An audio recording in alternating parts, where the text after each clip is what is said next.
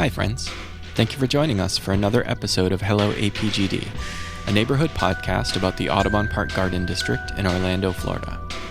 I'm your host, Michael Lothrop, and today we'll be speaking with Robbie Lee, art educator, author, and freelance illustrator. Be sure to check out Robbie's work at Bikes, Beans in Bordeaux, also known as B3 in the Audubon Park Garden District. To view and purchase Robbie's work, you can also go to robbielee-illustrator.com. An extended version of this episode is available through Patreon, and if you'd like to be a guest on the show, or if you'd like to be a sponsor, please feel free to message me on Instagram at HelloAPGDPod. Thank you for listening. This episode is brought to you in part by Trevor Brown, Audubon Park resident and trusted Central Florida realtor with Fannie Hillman and Associates, proudly serving their clients for over 40 years. For listings, market trends, helpful home buyer and seller tips, email directly to trevor@fanniehillman.com or find him on Instagram at Trevor Brown Realtor.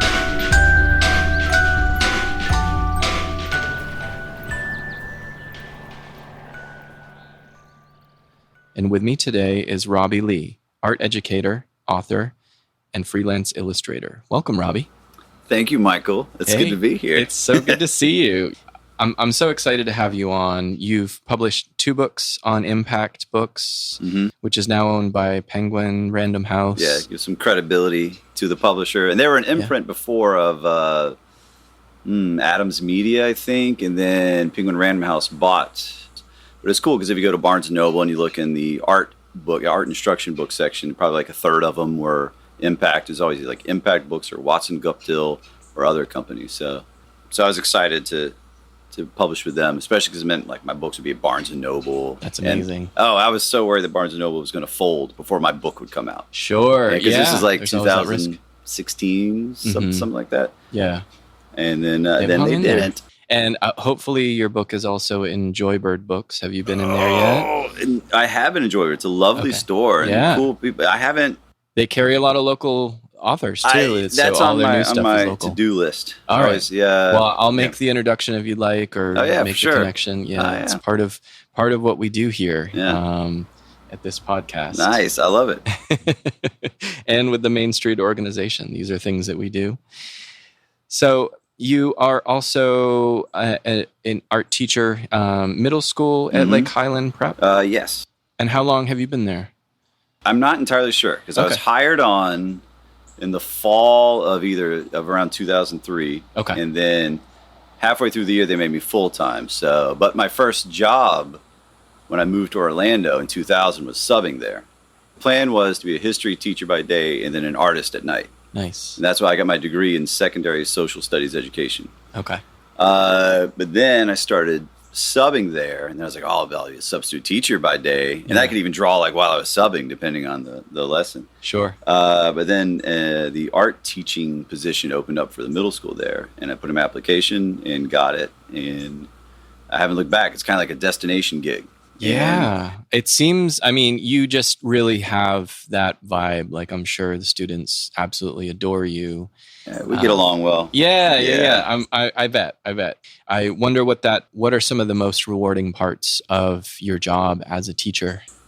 I think, one thing I enjoy is every now and then the subject of teaching comes up, or the subject of career comes up. And I'll share my experience of how I became a teacher and how much I enjoy my job. And then we get kind of meta with it, because then I can say, hey, I'm at work right now. Like, this conversation is part of my job. I'm getting paid to hang out with y'all. And we have a pretty good time together. Yeah. And it's just a fun job. So day in, day out is rewarding. Sometimes I'll get burnt out from the extroversion. Just extroverting all day long. Yeah. And then I recently taken up the post of assistant bowling coach for the varsity bowling team. Really? So finally there. Yeah. Which has always been a dream, because I've been a league bowler for years. When I was 23, I drove across the country with all my possessions in my car, including my bag and my ball and my shoes, and I would visit different bowling alleys across the country. And then I swung by St. Louis, where the museum and Hall of Fame was at the time, and bowled a few games there. They had some lanes underground, and just kind of bowled my way across America.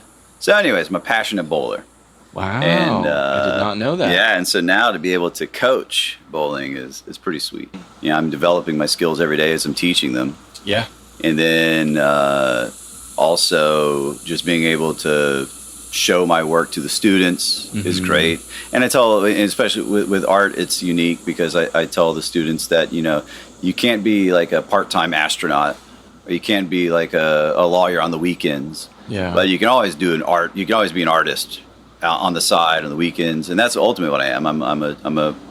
Professionally I'm a teacher, but I do art on the weekends at night during the summer, and it's more attainable. I mean, I know it's very difficult to make a living as an artist without having to latch on to either like a commercial gig or right. Yeah, this is I'm very fortunate, and I think I've always known that unless I somehow make it big as an author or illustrator or something like that, art would always be a side hustle. Yeah. Even my teacher in high school, when I was my art teacher in high school, he was I think one of the big names in art in Raleigh, North Carolina, where I'm from. But he still was my high school art teacher, and he had this beautiful custom built house on the night, and like the really affluent kind of Park Ave part of Raleigh. Well, I don't know what his income was as an artist and what he made as a teacher, but yeah, he clearly was doing all right between the two of them. Sure, But regardless, it's being an art teacher is a great day job for an artist. So. And you get to give back. I mean, that was a person who had a big influence on your life, and you stuck with art maybe in part because of his teachings. Oh yeah, for sure. Yeah. I mean, he kind of gave me a template for that, and it's cool because we it's one of the great things about Facebook and Instagram. Like, I probably wouldn't have stayed in touch with him because that would involve, looking him up and making a phone call or sending him a letter or something like that, right, and then that's just kind of an imposition, possibly, sure, or certainly a lot of work. Yeah. And it's hard to have long distance friendships in general, right? Yeah. And then they might not have tried it because I didn't really reach out to him again until social media. And then, but my first book, I gave him a shout out in the acknowledgments. And so then I posted that, and then he replied back. And so we've been Facebook friends for a while, and it's nothing too in depth, but like once or twice a year, we'll kind of post to each other, and that's so sweet. Yeah. Like having that important person in your life that is that level of inspiration to you.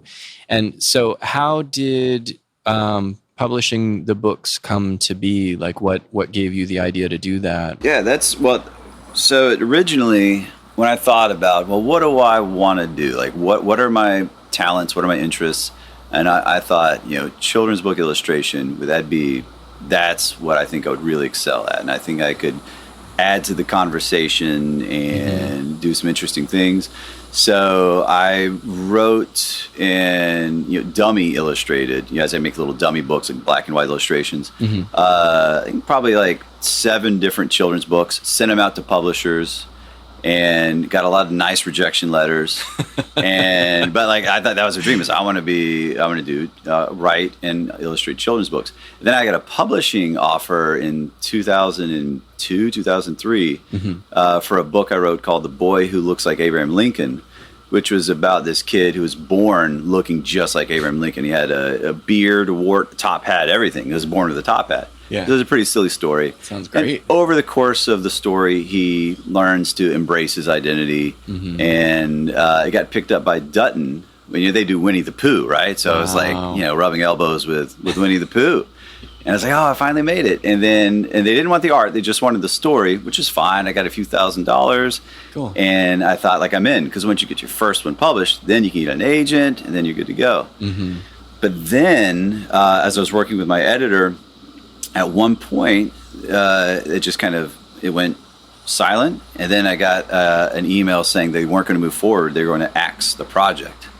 I was devastated. It was on the grounds that I wasn't able to deliver a manuscript, an acceptable manuscript, because I would have done whatever they wanted to. Yeah. Plus it was only 1,000 words. It was a picture book. Yeah. So I was confused, and I wasn't devastated, but I was That's an really emotional upset. roller coaster. Yeah. Because I was like, I was in, I'd made it. Right. And anyways, a couple years later, I was telling my students about that, and then one of my students was like, "Oh, I read that book." Oh no. And I was like, "Oh yeah, you can see where this is going."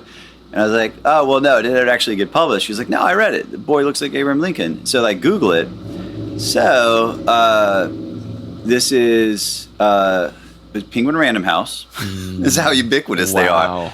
And it might have just been Penguin, I think, at the time. It's before they merged with Random House. Anyways, so another imprint of theirs published a book about a year and a half after mine got canceled, and it's called The Boy Who Looked Like Abraham Lincoln. And theirs might have been looks and mine was looked. I can't remember what I had and what they had. And the first act was like almost identical. And so I couldn't believe it. I was like, what is this? This is a kid who was born looking like Abraham Lincoln, except this other one wasn't born with a hat, but he was born with a beard and the wart. And so, and it was written by Mike Rice, who was the head writer for The Simpsons. And he had written a couple of children's books. And so I was just so confused. So I looked at getting, like legally, what do I do? Sure. And I basically, to do anything would cost me money. So it'd be an investment. Yeah. And it was money I didn't really have. And I was looking at, several $1,000 to $10,000 to kind of initiate something. I did find a lawyer who would work on, not commission, what do you call it? Pro bono. Well, it wasn't pro bono because he wanted money. Okay. But I guess, I'm not sure what the term is. Like but a sliding scale, maybe? Yeah, something like he wouldn't get any money unless we won the case. Gotcha. And so, but ultimately he decided, like, look, if we were going to pursue this, we got to do it in New York because that's what your contract says. And they've just like a team of their lawyers. This is all they do. You're probably not going to do anything. So essentially I just kind of said, oh, well. I did write a letter to Mike Rice, though. Okay. And he wrote me back. Oh, wow. And it was fascinating. He said the idea came to him in a dream. Oh, no. And I wasn't sure if that was like, there's like a wink, an implicit wink there. Yeah. Or not. Like covering his... Right, yeah. So officially. And he was very gracious. And he said, one time he had the idea for a poor man in India who wants to be a millionaire, becomes rich. And then he had that idea, and then the movie came out and nothing to do with him.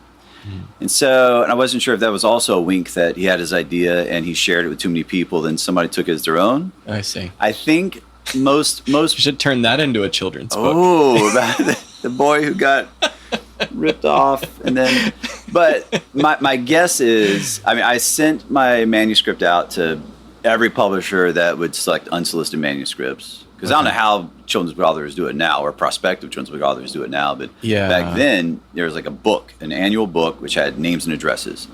And I would buy the book each year, and then I would send it out. And so my guess is I don't think people would just explicitly and deliberately just like rip somebody off like that. Right. And I mean, it's possible. It's hard to say, yeah. But my guess is that some editor saw my idea, chuckled, thought it was cool, but then nope.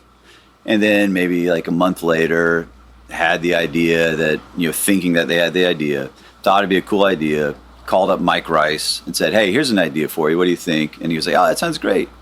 And then at some point when the 345 Hudson Street, I know is the address, that's as I'd send multiple things to that same address to different imprints.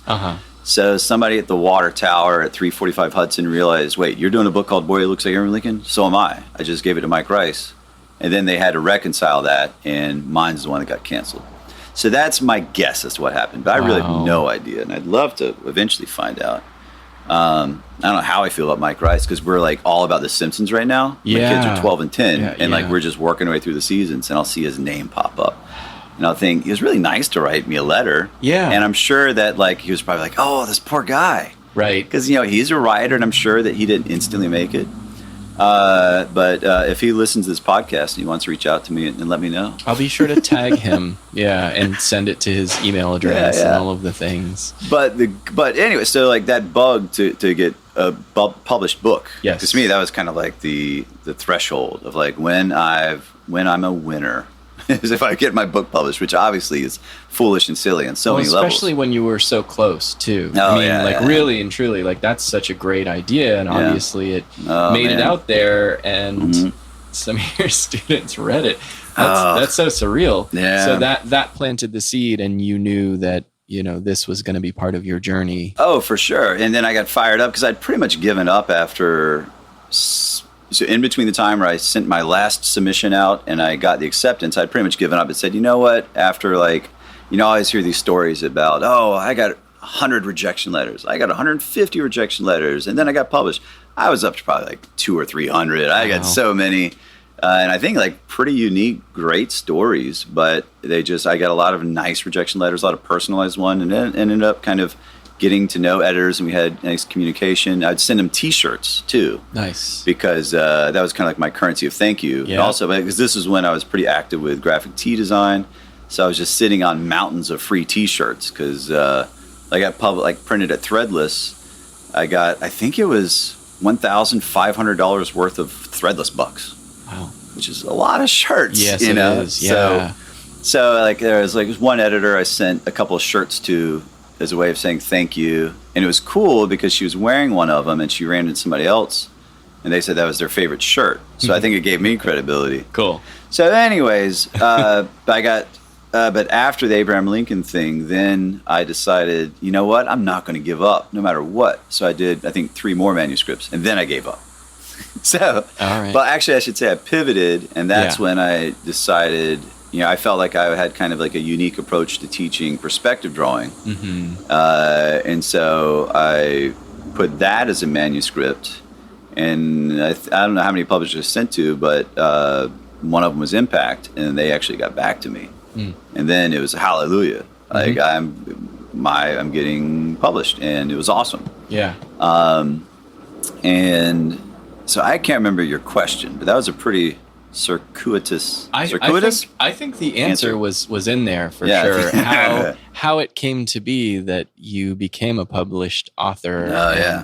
I haven't had a chance to check them out, but I was looking online, and so you have sort of a comic book style to the instruction book. So it's like this sort of fun thing to browse through, and this educational kind of the foundations of drawing and perspective. Yeah. Well, and that's, in sequential art, right? So I think at that time I'd really kind of discovered sequential art on a deeper level. I read Scott McCloud's seminal work, Understanding Comics, which is a book about just the kind of an academic look at sequential art and comics, and it was packaged as a comic. So it was really just an effective way to communicate, words and pictures. Yeah. And he wasn't the first person to do that.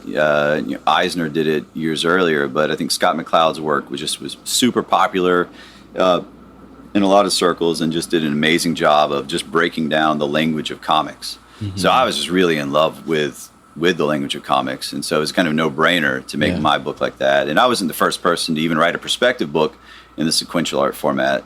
And I can't remember the name. There's another pretty popular book. I can't remember the name of it, but I know the secondary character has the head of a coffee mug, and it's a great book. I felt like I had to keep reading it multiple times to really get what it was talking about. But that's because perspective drawing is a difficult subject. It's kind of like, especially when you get deeper into 3-point perspective and round things, it's probably closer to, applied geometry or even calculus. Kind of just applying it was really difficult. But that's what I wanted my book to do, was to kind of take it from like a paper-centric approach. Because usually perspective is taught kind of in this ether. And you've got an infinite space to work with, and where you put your vanishing points in the ether is usually the approach. And mine was, okay, if this is your piece of paper, like where do you put the vanishing points relative to this piece of paper? And I feel like my perspective book, I mean, there's been so many perspective books over the years, but I feel like my perspective book is unique in that it actually takes that kind of paper-centric approach. You've got a rectangle. Where do you put your vanishing points relative to that rectangle? So I'm proud of the book. I'm a little embarrassed by some of the art, frankly, because like I think it was just, I guess, just by necessity. The whole thing was illustrated, and the artwork a lot of time is just, simple. And also, honestly, I think I just wasn't as good at drawing then as I am now. Sure. And so the art's fine. Yeah. But like it's what it needs to be for the book, but you're like, if I were doing this now. Oh yeah. And I might get the rights back to it at some point, because when it goes out of print, there's a clause in the contract which says I can get the rights back. So I don't know when I don't know if it's going to go out of print in like a year or 20 years or whatever. But at some point, I'm sure it's going to go out of print. I mean, I'd love for that to make more copies or more editions, but yeah. But I'm not sure what Penguin Random House is planning to do with the titles that they bought from Impact. So they'll probably say that they're not interested. Oh, and then oh yeah. Hey, there's a new book called Perspective Made Easy. Not interested in paying you, but this is a great idea. We're going to run with this. That would be so ironic, or maybe fitting. I don't know. I mean, it already is, just the fact that you are published and that now the rights are owned by this company that kind of did you dirty a little bit, right? I think, it does seem pretty just ironic, and except for the fact that there's only like 3 companies in the world right now publishing books. A bit of a hyperbole, but but yeah. So I guess it's unavoidable. And then actually there is a book called Perspective Made Easy. So I hate the title of my books. The Perspective Made Easy, I think, is just a terrible title. I'm embarrassed by it. The title that it was supposed to be was Perspective Made Easy-ish, which that sums up perfectly, because it's not easy. And however, I think I make it about as less unclear as you can get. And I think maybe that'd be a good subtitle, Perspective Less Unclear. But then they said, well, we can't do ish, but we'll do Perspective Made Easy. Well, I said, well, there's like a famous book from like the 1910s or something like that called Perspective Made Easy. And that's like super famous. It's still, being published somewhere. Yeah. And they said, oh, well, that's great, because now people will see yours when they look for that. Okay. Like, oh, okay. Well, you know more than me, so that's fine. But I probably should have advocated harder in hindsight, because I think, my next book is similar visually, and so it's called Drawing Made Easy, which is like the most boring, useless title. But I think describes exactly what it is, though. Well, Drawing Made Easy-ish, I think, would be right. Nothing's there. Easy about it. No, it's not easy, but it's better here than in most books. Yeah. So, but it's nice, and neither of the books were like this huge hit, and there weren't parades, and there weren't. And I think it's also just the nature of doing an instructional book like that is I'm not going to go on author tours and that sort of stuff. And, and one of my former students, she got her graphic novel published, and it's called Miss Hadra. I'm not sure if I'm pronouncing it right. Her name is Yasmin Omar Atta. And she got hers graphic novel published through Simon Schuster. And so she got to go on like these like interviews and the circuit. I was like, oh, I want to do that. But I think how to draw a book, you don't really get to do all that stuff. No. But you should. I mean, because it's about teaching too. So like, no, you're right. Yeah. And you could do some things at Joybird too. That's so. No, I think it'd be cool. And I love teaching adults. And there's been a few times where I've taught adults, and adults are so easy to teach. Middle schoolers are not as easy to teach, but they're easy to have fun with. Right? Oh my gosh. Yeah, it's like, I'm teaching art, and I still feel like I've got to convince them about what I'm about to say is either interesting or useful. Yes. And that you're not full of it, right? I'm not full of it. Yeah. See, I brought in my watercolors. See, I'm good. I know what I'm talking about. I did when the first book came out. We organized a launch party, and then the publisher encouraged it, and we actually had it at East End. Cool. And his book market was still there at that time. This was 2015. This is your first. I think 2015, 2016. I'm not sure. Somewhere around there. Okay. East End, I think had barely opened. What time? What year did it open? Not what time. I always forget the timeline on it, but I think that's correct. And we had it catered by B3. Nice. And this was years, but this was back when I didn't really know Jen and Daryl very much then. And they're so great. Oh yeah, aren't they? Yeah. Oh gosh. And so, but yeah, and I did not enjoy the book launch party at all. I gave like a little lesson in the middle of it, but I think especially then, I think I was a lot less authentic and direct with people. And I kind of had a mindset of, what do you think I should be like? Okay, I'll try to be like that. Yeah. And that people pleaser tendency totally, yeah. that we all I'm fight. sure. Yeah. A lot of people are like that, I'm sure, to various degrees. Well, and this is your first go around at publishing too, right? So you have these expectations of, what it should be and what you want it to be, and then like how it's received, and you can't control all of those things, right? It's just going to be what people, what they experience. Yeah, exactly. And if it's hard to get that's out a bit of a gamble, right? And a risk. Yeah. And seeing it first person. Yeah. Which is one nice thing. I think like if I always like look at the reviews on Amazon, and thankfully they're favorable, and I noticed that. And yeah, it's a great review, and like especially, and there's a few reviews that kind of get it. Like one person wrote a great review, saying that like, oh, finally a book that kind of takes the approach of starting with your piece of paper, and it's like, yeah, he gets it. So that's so cool. And just the fact that like anybody actually buys the book and uses it, to me that's fascinating. And I know people do, because I read the reviews and I'll get emails from people asking follow-ups like, hey, on page 35 you say this, but what if it's that? So I'll fashion a response. Nice. and that's super cool.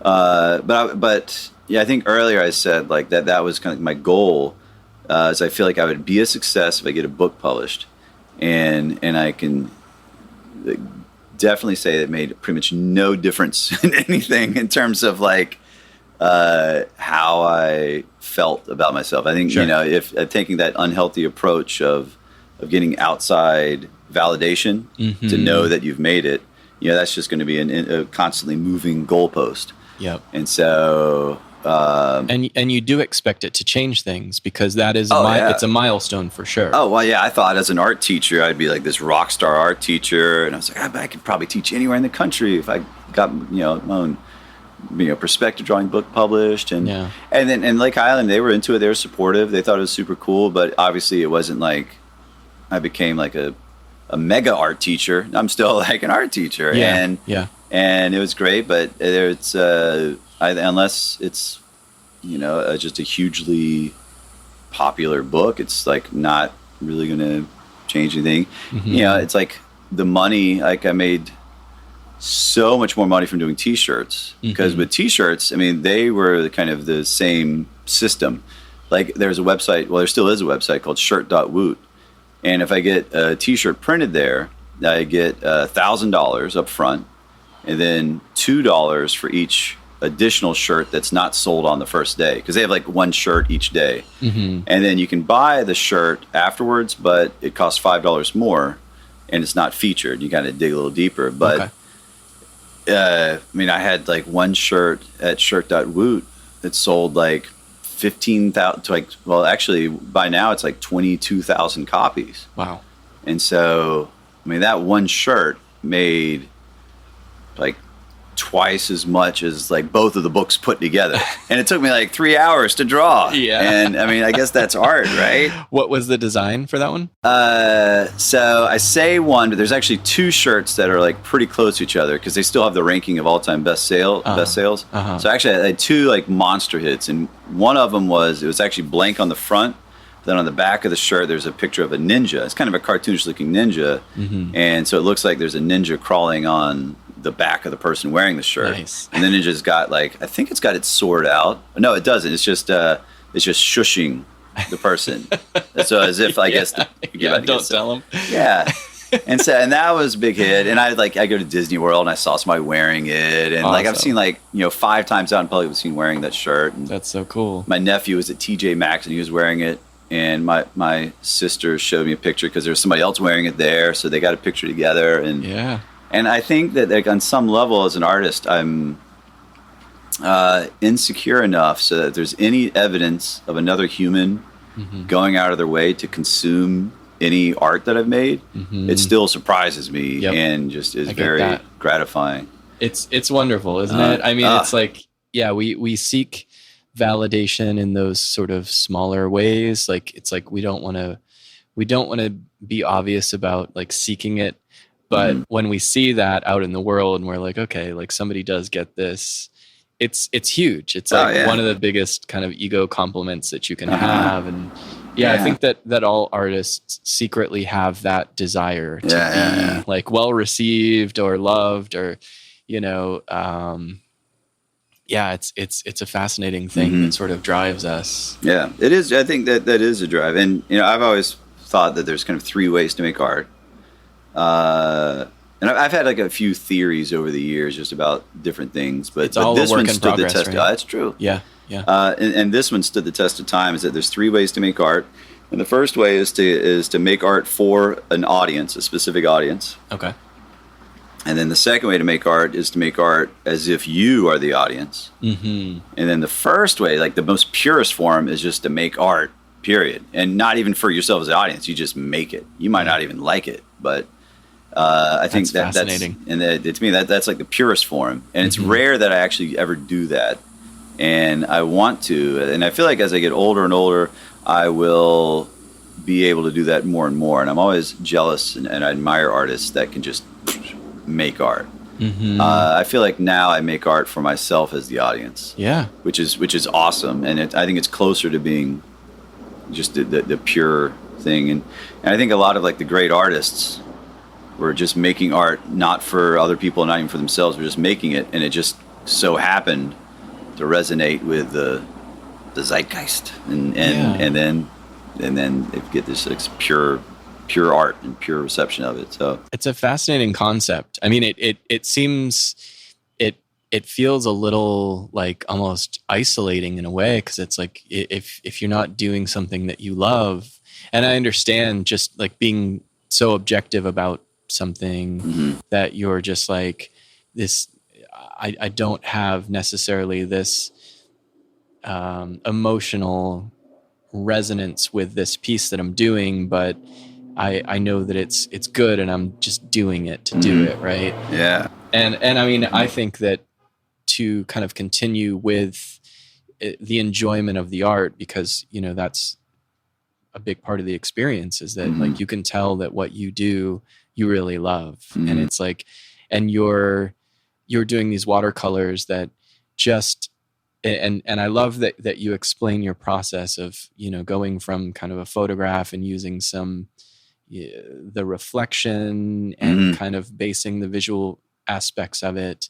I'm totally blown away by the robot in Target that's shopping for TVs. Yeah. And it just like, it's so cute, because it's just like, he's like watching these robots on TVs, and like, it just looks so real. I mean, it looks like a photograph. Yeah. Thanks. It's quite stunning. Oh yeah. Thank you. I think that's, the watercolor I think works really well, because I mean each of the paintings starts essentially as a digital collage, but then you can tell pretty clearly which parts I've drawn, which parts were the original photo, and which parts I've just kind of overlaid textures on, because in each of the pieces it starts with a photograph, but then I'll just hand draw the robot out of necessity, but then I'll use we'll bring along on the photo shoot. It's just like you said, just reflective surfaces. So we went to Target, my wife, my kids, and all. We all went to Target, and then we swung by the kitchen section to get a mixing bowl. It's like a reflective mixing bowl, and then the trash can aisle to grab a couple of trash cans. And then I had my wife kind of stand in front of the TVs just to get just kind of a passively standing pose. And then I just got a shot in general of the TV department from the angle that I wanted the painting to be. And then my wife so patiently would just hold up a reflective metal bowl and hold up a reflective metal trash can. And then I use Procreate now instead of Photoshop, which is Procreate, for painting and drawing on the iPad. It's a terrible name. Yeah. Stupidest name. Really? Especially because like I teach it to my middle schoolers. And I think most of them don't know what the word Procreate means. Right. But I always say Procreate. Yeah. And then I always spell it with a capital P and a capital C. And so far, because some parents are always like, well, what's it? I was like, oh, well, it's a what stupid is he name. teaching here? Oh my gosh! But I think for most of the kids, it just goes right over their heads. That's good.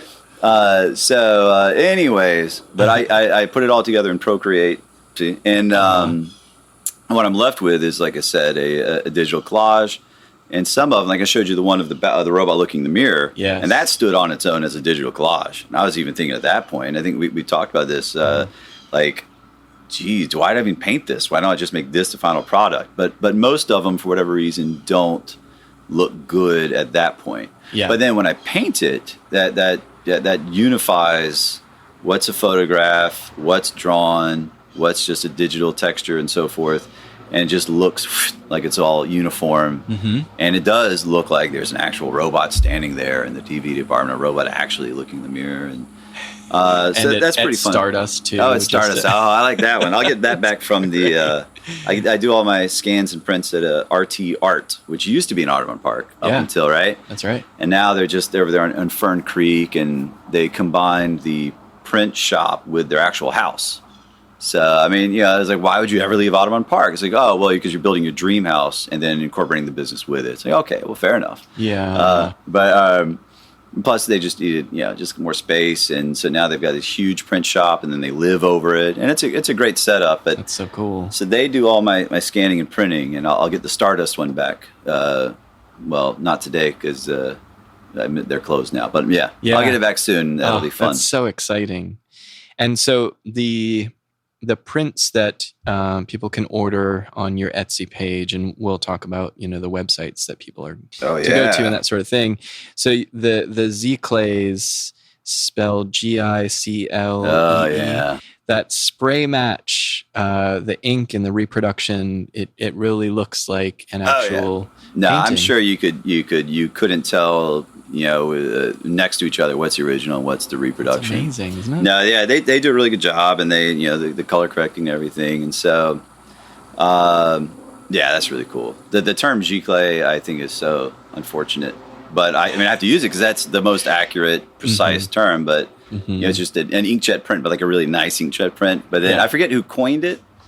Or the etymology exactly is, but I think somewhere along the etymology of Giclée is that it's a French sounding word, but it's not actually. Oh, really? I don't know. I could be wrong. Yeah. But I think it sounds very fancy. Yeah, I think it's very artsy. I think it is affected in a non-word, but I could be wrong, and I'm sure that your listeners will do their own research on that. Yeah.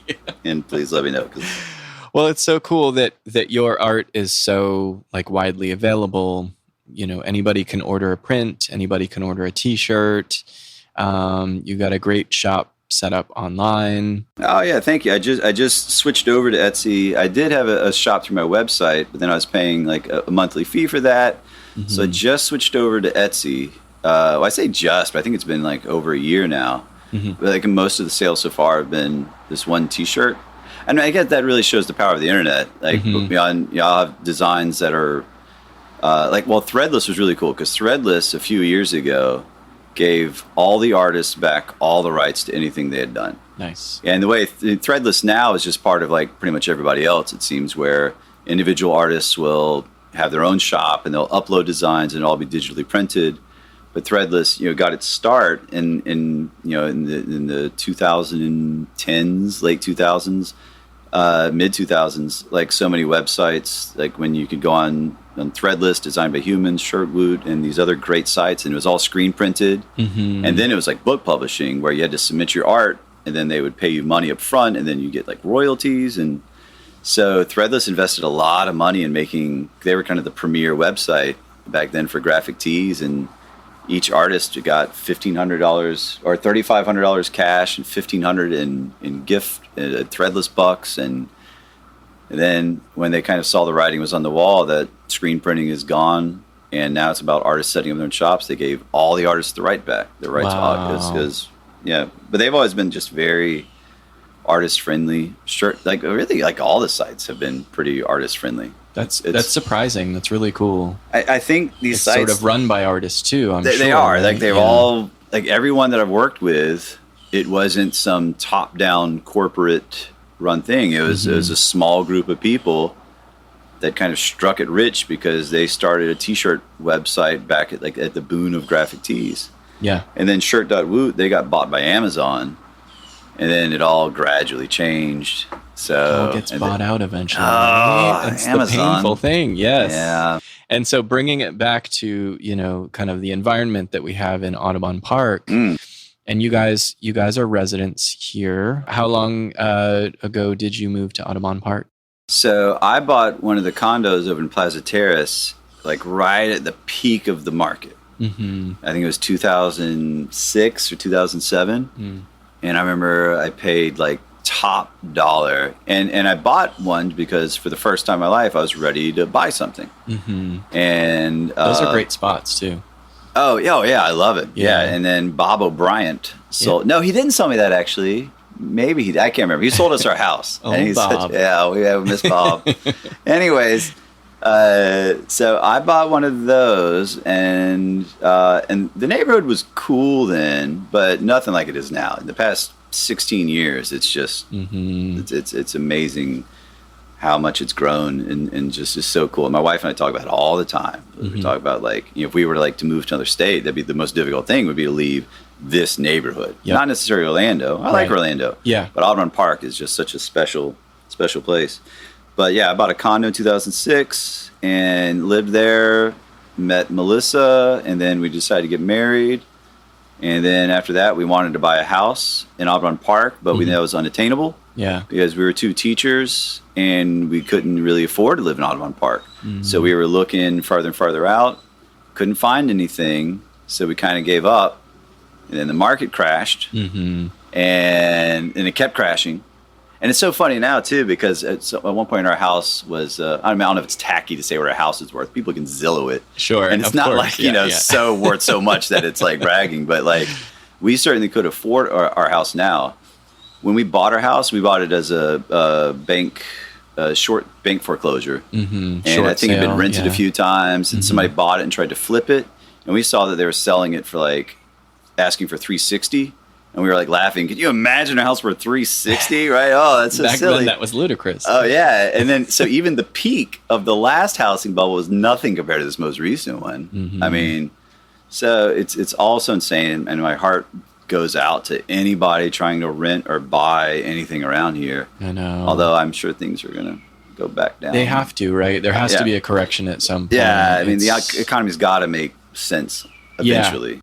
Yeah, I mean, I honestly don't know how anybody's affording these mortgages. Oh my gosh, yeah, it's so tough. And this is such an artistic area too. Yeah, you know, this is like that's kind of what makes this place so desirable is the people. Well, and just looking around, you know, my wife and I are like, this is ridiculous. This is totally the kind of neighborhood that two teachers should be able to afford to live in. Correct. The houses are not just huge, and it's like you're near downtown, but you're not like right downtown. It's not like, and the houses are so well built, you know, like everything was built to last back then. Yeah, like, except for all the squirrely additions. That's true. Oh my gosh, like every house we looked at. Yeah. Was just like, oh man, like just bizarre handyman specials and just like oblique angles. It was, you know, because we've got some angles in our house that aren't 90 degrees. Same. It's like, oh geez. So, but yeah, so we bought our house from Bob O'Brien in 2009. Like kind of near the bottom of the market, and then we were just continue to rent the condo that we had and lose $200 a month. After a couple of years of that, eventually Bank of America just let us walk away from the loan. Oh wow, yeah, and I just wanted to refinance because I bought the condo, and they put me in a 40-year loan. The first 10 years were interest only. Wow. And it was like just the worst loan. Yeah. And I think my mom was really sick then. And I think if she wasn't sick, then if she was healthy, she would have been like, no, you can't do this. This is like it's predatory. I got a predatory loan at 10 years interest only. I reached out to Bank of America saying, listen, I just want to like refinance this thing so I can start paying off the mortgage. And they only had one option, and that was to just lose it completely. but I was all too happy to do that. So, yeah, at that point, that was probably your best option. Oh, for sure. And now those places are selling for... Oh, yeah, we probably held on to it. We actually might have made money. Yeah, you would have. But we would, when we lived in the condo, we would just walk around the neighborhood and it was just wistfully say, oh, I wish we could live here. Mm-hmm. Oh, what a shame. And we're living the dream. And I think literally at least once a week, we will say out loud how much we like living in the neighborhood. Yeah. Same. Just each year as the Main Street, as the Garden District, Main Street District just keeps adding new cool shops. Yeah. It just gets better and better. And then totally. Yeah. And then folks in the neighborhood, we've got the block party at the church, at the Covenant Church. Yeah.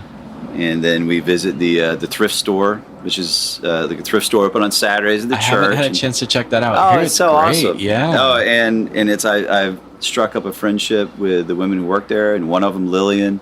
When I first got my record player like a year and a half ago, I was just looking for something to spin. Sure. So I went to there, and they're like the only thrift store I could find that actually had records. Yeah. And I just grabbed a couple. I grabbed a bad Willie Nelson record because there's good ones and bad ones, right? And I got one of the bad ones. And this other record that was For Duke is what it's called. And it's a jazz group performing songs from Duke Ellington. And I just grabbed it because I'm Duke Ellington. Yeah, nothing wrong there. Yeah. And I played it, and it's just like the best sounding record. Huh. I haven't heard anything that sounded better. I don't know if it's the pressing or the production, everything. Mm-hmm. And I was just telling Brett about this morning of Stardust. Yeah. And so, anyways, I looked it up online. It's like worth $150. Wow. And I was like, oh my gosh. So I went back to I went back to the church, and I told Lillian, the woman who supplies the records from her collection. She was like, oh, that's great. Yeah. But they seem really sweet over there. Oh, gosh. From what I hear. Yeah. No, it's super sweet. And I've struck up a friendship with Lillian, and she has since brought all kinds of records for me. She got Joni Mitchell Blue and Roundabout Midnight by Miles Davis. Nice. Like the original, right? And it's 60, 70 years old. And she's like, oh, here you go. This is her husband who passed away, is Gus. And so it was his record. So I know if it was one that belonged to Gus, it's like in immaculate shape. Mm-hmm. But if it was one that belonged to her, it's a little worn. Sure. So she'll always admit that. This is one of mine. So. But gently loved. Yeah. Yeah, but it's like such a great, Melissa and I will talk about it. It's like we live in Brooklyn or something like that. And like on Saturdays, I'll go for a walk and swing by the church thrift store and get records, and I get coffee. And, I also want to give a shout out to, the other place I buy records is, the Elks Lodge in Primrose. They have the flea market there every first and third Saturday. Oh, okay. And there's a guy there who sells records. His name is Michael Cohn. And I've gotten, I think, like almost all my best records from him. And he sells them like dirt cheap. He's got a great selection. They're in great shape. Wow. So if you're looking for vinyl, first and third Saturday. That's cool. Yeah. And but yeah, that's just a unique kind of Audubon Park experience. It is. Yeah, and we've got so many of them here, and I feel the same way. And Ashley from East End was saying that she kind of thinks of Audubon Park as like the Brooklyn of Orlando, which is like I really do think it fits. Like it is very independent spirit. It's like just a very cool place to come and spend a day in. And a lot of people don't realize that Lou Gardens is there. And that's I forgot about Lou Gardens. And that's the thing. It's like we pass it all the time, and it's not always on people's radar, but it's like such a cool place to just park and walk around and take in the sights, and just beautiful botanical gardens. Like it's amazing everything that we have here. And now it's getting to be more walkable. And that crosswalk. Crosswalks. I mean, I hadn't gone to East End because I'm either with my kids or with my dog Leon. And crossing Corinne is just like it's terrifying. It's terrifying. And then if I cross at Corinne in Winter Park, then I have to navigate just sidewalklessness, right? But to get to East End, or if I dare cross Corinne in front of East End, then it's just rolling the dice. Yeah, before the crosswalk. And so I probably had walked up into Ect East End, I don't know, like once every 4 or 5 months. And I've been there like twice a week since the crosswalk. Same. And it's so responsive too. It's amazing. Oh my gosh. It's just press it and then bam, you're walking. Yeah. And I think that it's maybe that like setup. I haven't really seen that in other spots in the city, but I think maybe it's sort of like a prototype for other areas. Like I feel like Mills 50 could benefit greatly from that. Yeah, for sure. It's kind of terrifying over there. Yeah. And you see people crossing just randomly, like wherever. It's like, yeah. I don't know if it's like Frogger or not, actually. It's kind of like Frogger. Yeah. So yeah, we're getting safer here. Their goal is to have 0 fatalities in Orlando. It seems a little lofty. I mean, it would be nice. Well, I was thinking on one level it's lofty, on another level it's like, well, yeah, I mean, shouldn't that be the goal? 0 fatalities? But at the same time, I understand. There's a lot of moving parts, literally. So yeah, and we've only had 1 fatality on Corinne Drive. If you can, since fatalities have been recorded there. I know. Like I can walk a little more loosely now. Yes, you can. A little more risky. Yes. Yeah, it's safer than you thought. Yeah. Well, I guess we should. But we still want to compel people to make it even safer. Yeah, you don't want to test that. Yeah. No. So, but yeah, no. I was excited to see like, Wafu. This is new. This is cool. And that's how long I've been. Yeah. So, the Dochi was downstairs, and I haven't been there since Dochi moved, but. And I finally got one of the biscuits at the chicken biscuits at the Winter Park Biscuit Company. That was great. Yep. I wish they would open before 11. They're missing out on a lot of business. I get, or at least mine. Yeah. Maybe I'd be the only one. Well, now Hinckley is doing breakfast. Okay. I think every day. Oh, I didn't know that. His stuff is killer. So is it all meat? Because I know it's mostly meat. Mostly meat? Okay. Yeah. Are you a vegetarian? Well, I'm You dabble? So I try to eat ethically, which means I'll eat meat if it's going to be thrown away. Okay.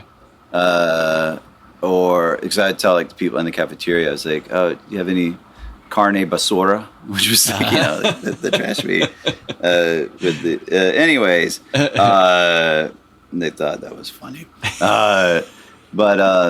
So I'll eat meat if it's going to be thrown away, and I'll do dairy if it's coming from a reputable dairy. So there's a website called cornucopia.org, I think, and you can rate different sources of milk based on how they treat the cows. Okay. Because I don't have a problem necessarily with eating meat, but as much as the whole factory farm model. And so sure. If somebody shoots a deer in the woods, I'll totally eat the deer. Yeah. But and everything that Hinckley has is responsibly raised. Oh, is it?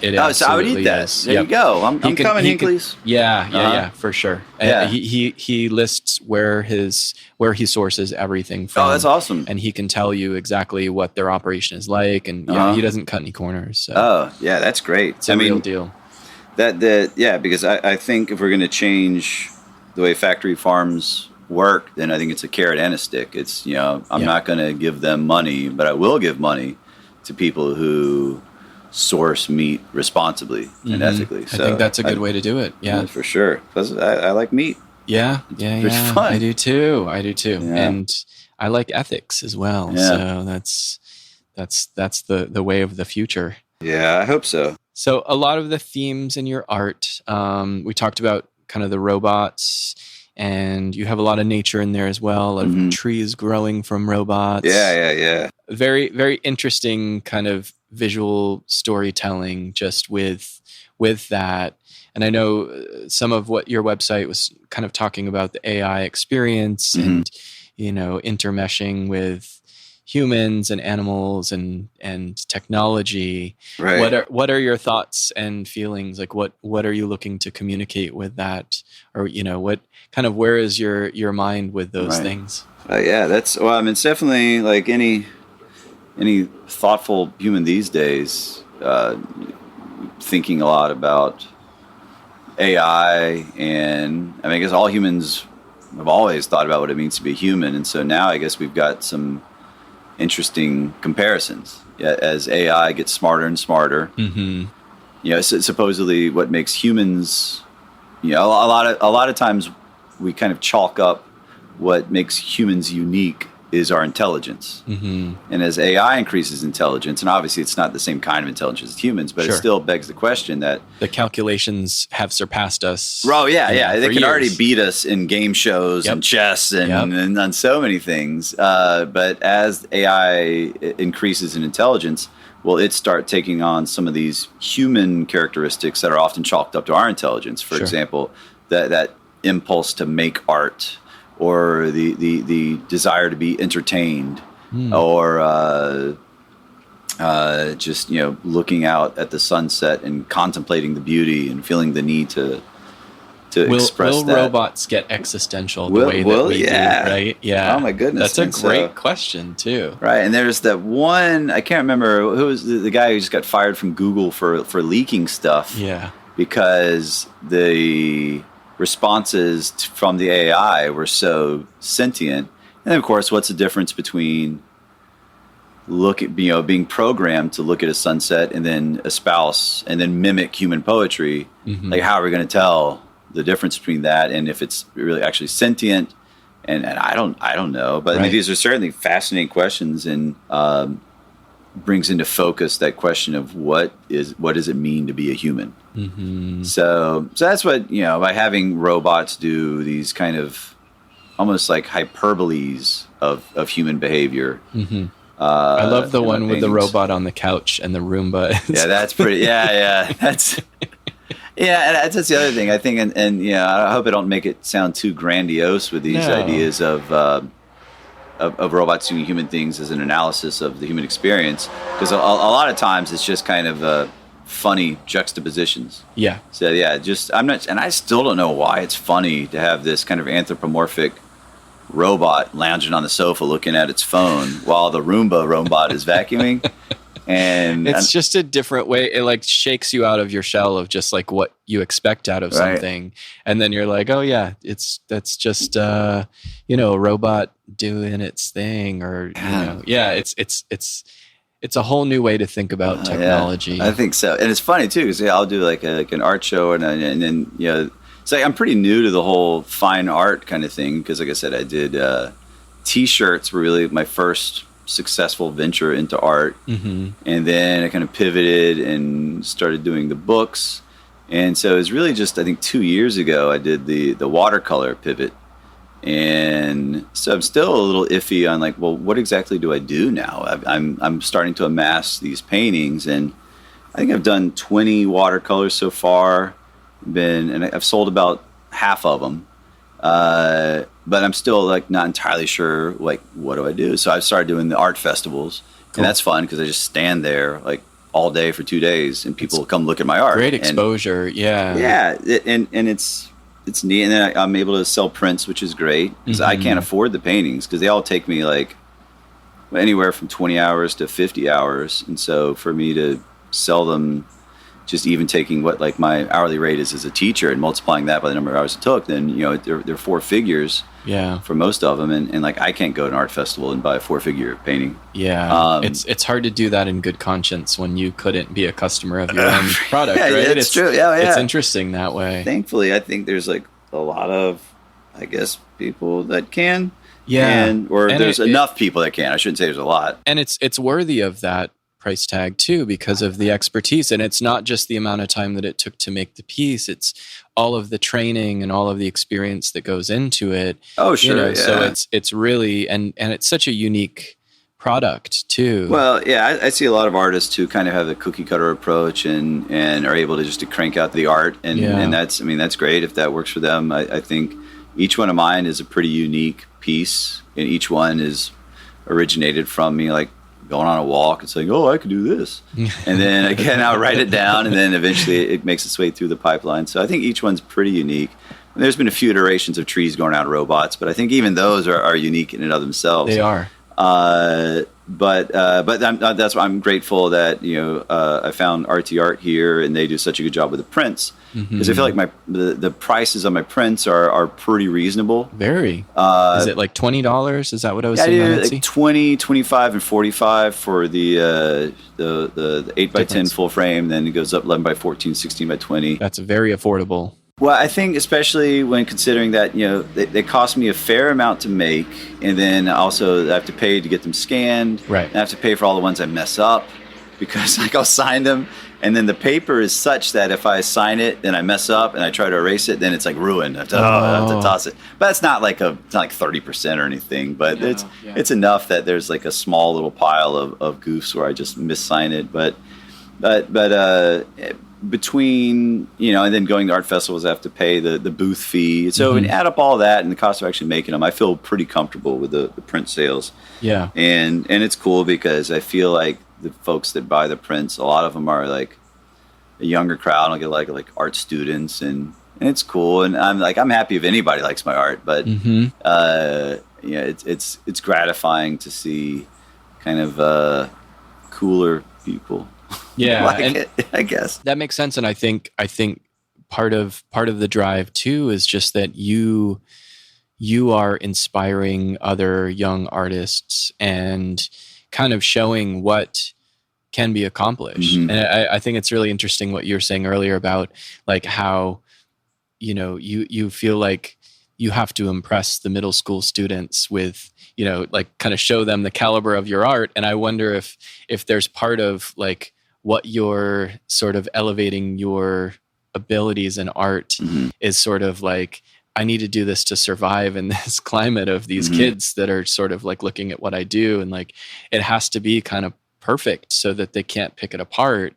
And so that I can also show them like, if you really put the time in and kind of understand perspective and create, take an idea and then do these steps to actually put it together in a package that's like just so, I mean, it's exactly your vision. You can just tell that you really achieve what you're looking to do. Oh yeah, cool. Thanks. Yeah. That's what's great about art, especially these days with the internet. You can find an audience and sharing ideas across the planet too, right? Yeah. It's not just your local art, that is that's such a cool thing that the internet brings. Yeah, that is cool. I mean, on one level, it can also be a little intimidating. I think it was, like Kurt Vonnegut said something about it used to be that like every like village or every small little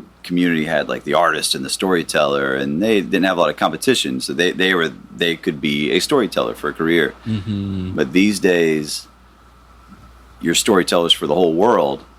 So there's a lot less storytellers since the whole, But the flip side of that is, I'm not so sure I agree with them now, after like our conversation, because like there's a lot of artists making a lot of art. Yep. And, you go to like anywhere from like art festivals to our neighborhood.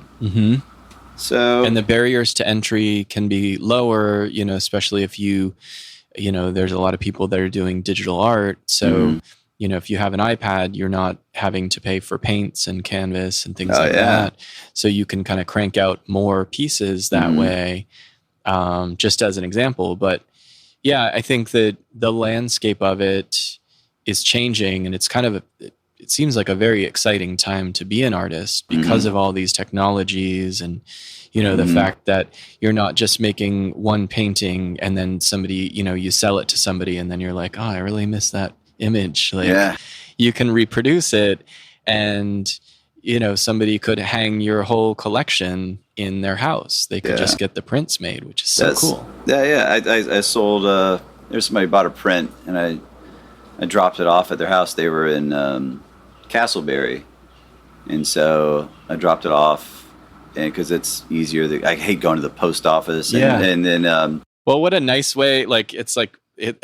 Well, yeah, she was a little surprised delivering by hand. Yeah, she was like, "Oh, you're Robbie Lee," and I was like, cool. "Well, yeah." And then, but it's but they do with RT Art. I can just say, "Oh, this print," and then they'll print it, and then I'll stop by the shop and sign it, then they'll mail it. Yeah. But like if the prints I have in stock, then I'll just if it's local, it's cheaper just to. Why not? I'm always trying, That's so cool. It was near the bowling alley. We just got bowling practices over, so it swung by, and it was really cool. And she was like, "Oh, I've got 2 more of your pieces," and she kind of like showed through the through the window. You can see them. And I was like, "Wow, yeah, amazing. Somebody wants to hang them up. And I know, like, objectively, like, I know that it is good, and but it's still, like I said, still kind of surprises me. There's that other thing that we have that, you know, we're always kind of humbled by something. It's like a voice telling us that we're, I don't know, like not enough or something. Oh yeah. It's like, I need that external validation to know that I'm enough. Otherwise I'm just going to have to keep doing this and like worrying that I'm not. You know, humans are so messy. Humans are messy. It's so much easier to be a robot.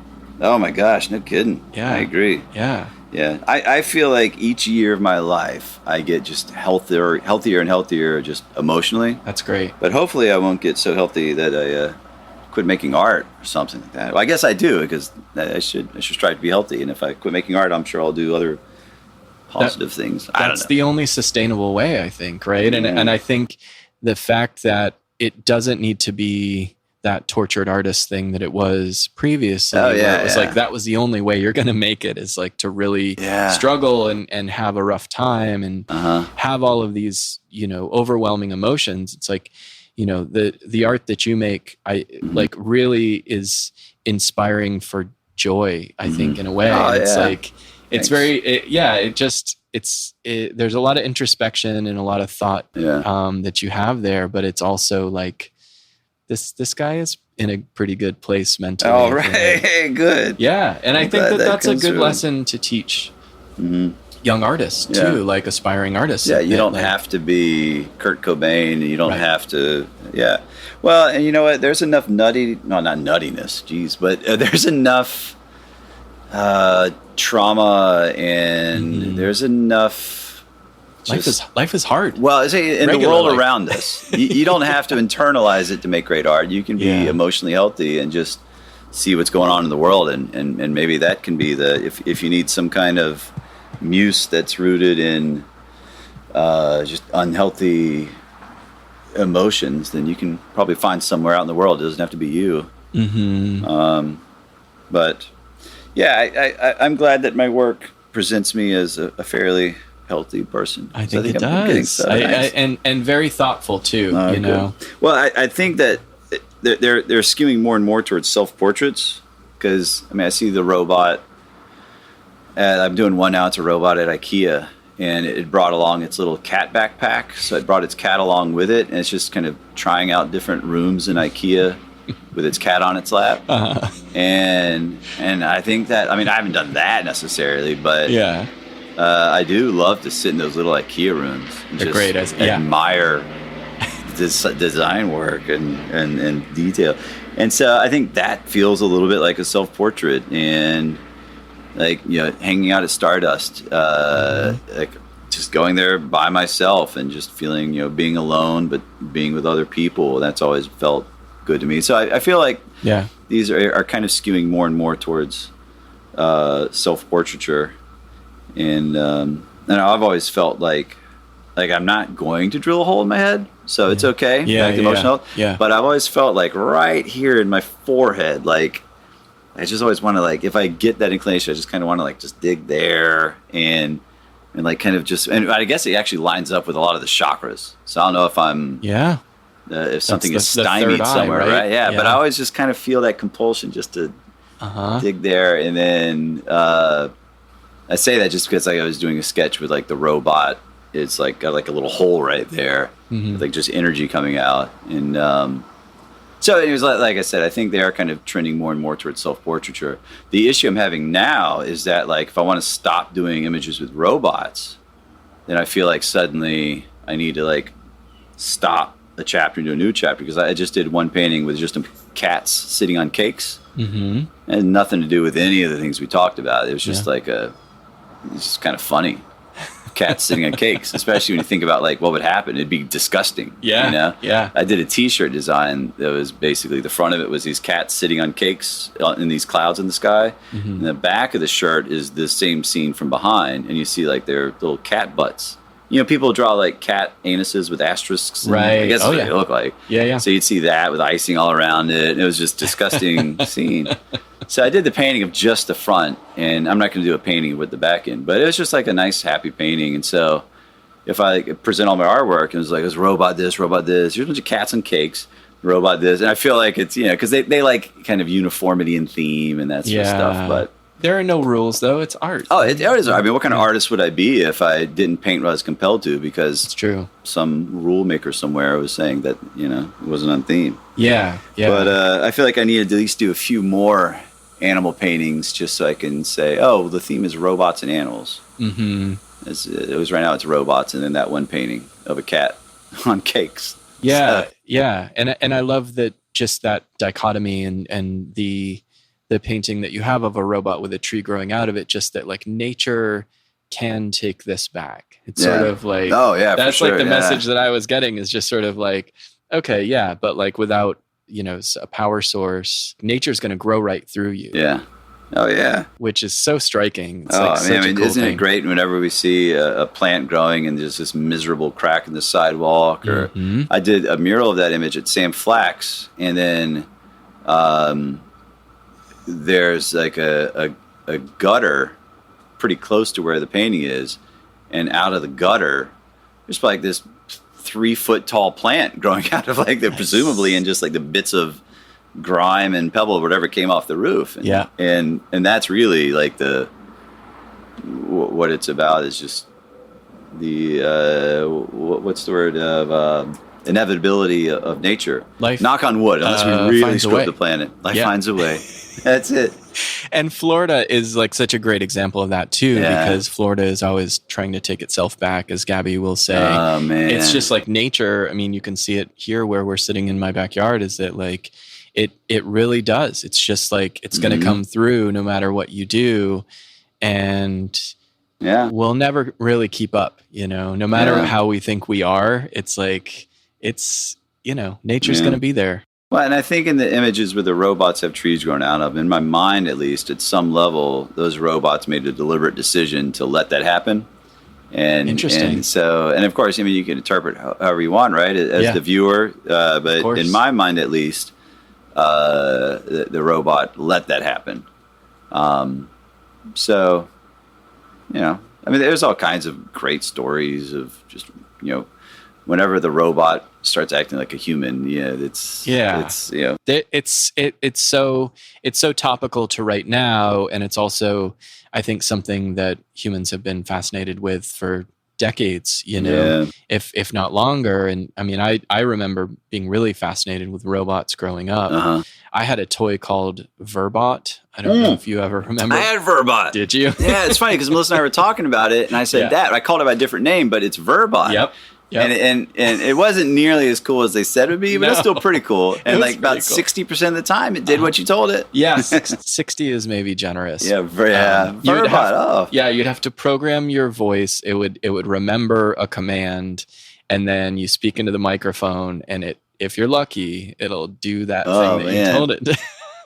It's nothing like Siri, but it's kind of like Siri also. It was in the 80s, that was a big deal. And he had the dome head. The arms, the white plastic, the red and black. Yep. Right here. Yeah. Yeah. And there's a more elaborate one.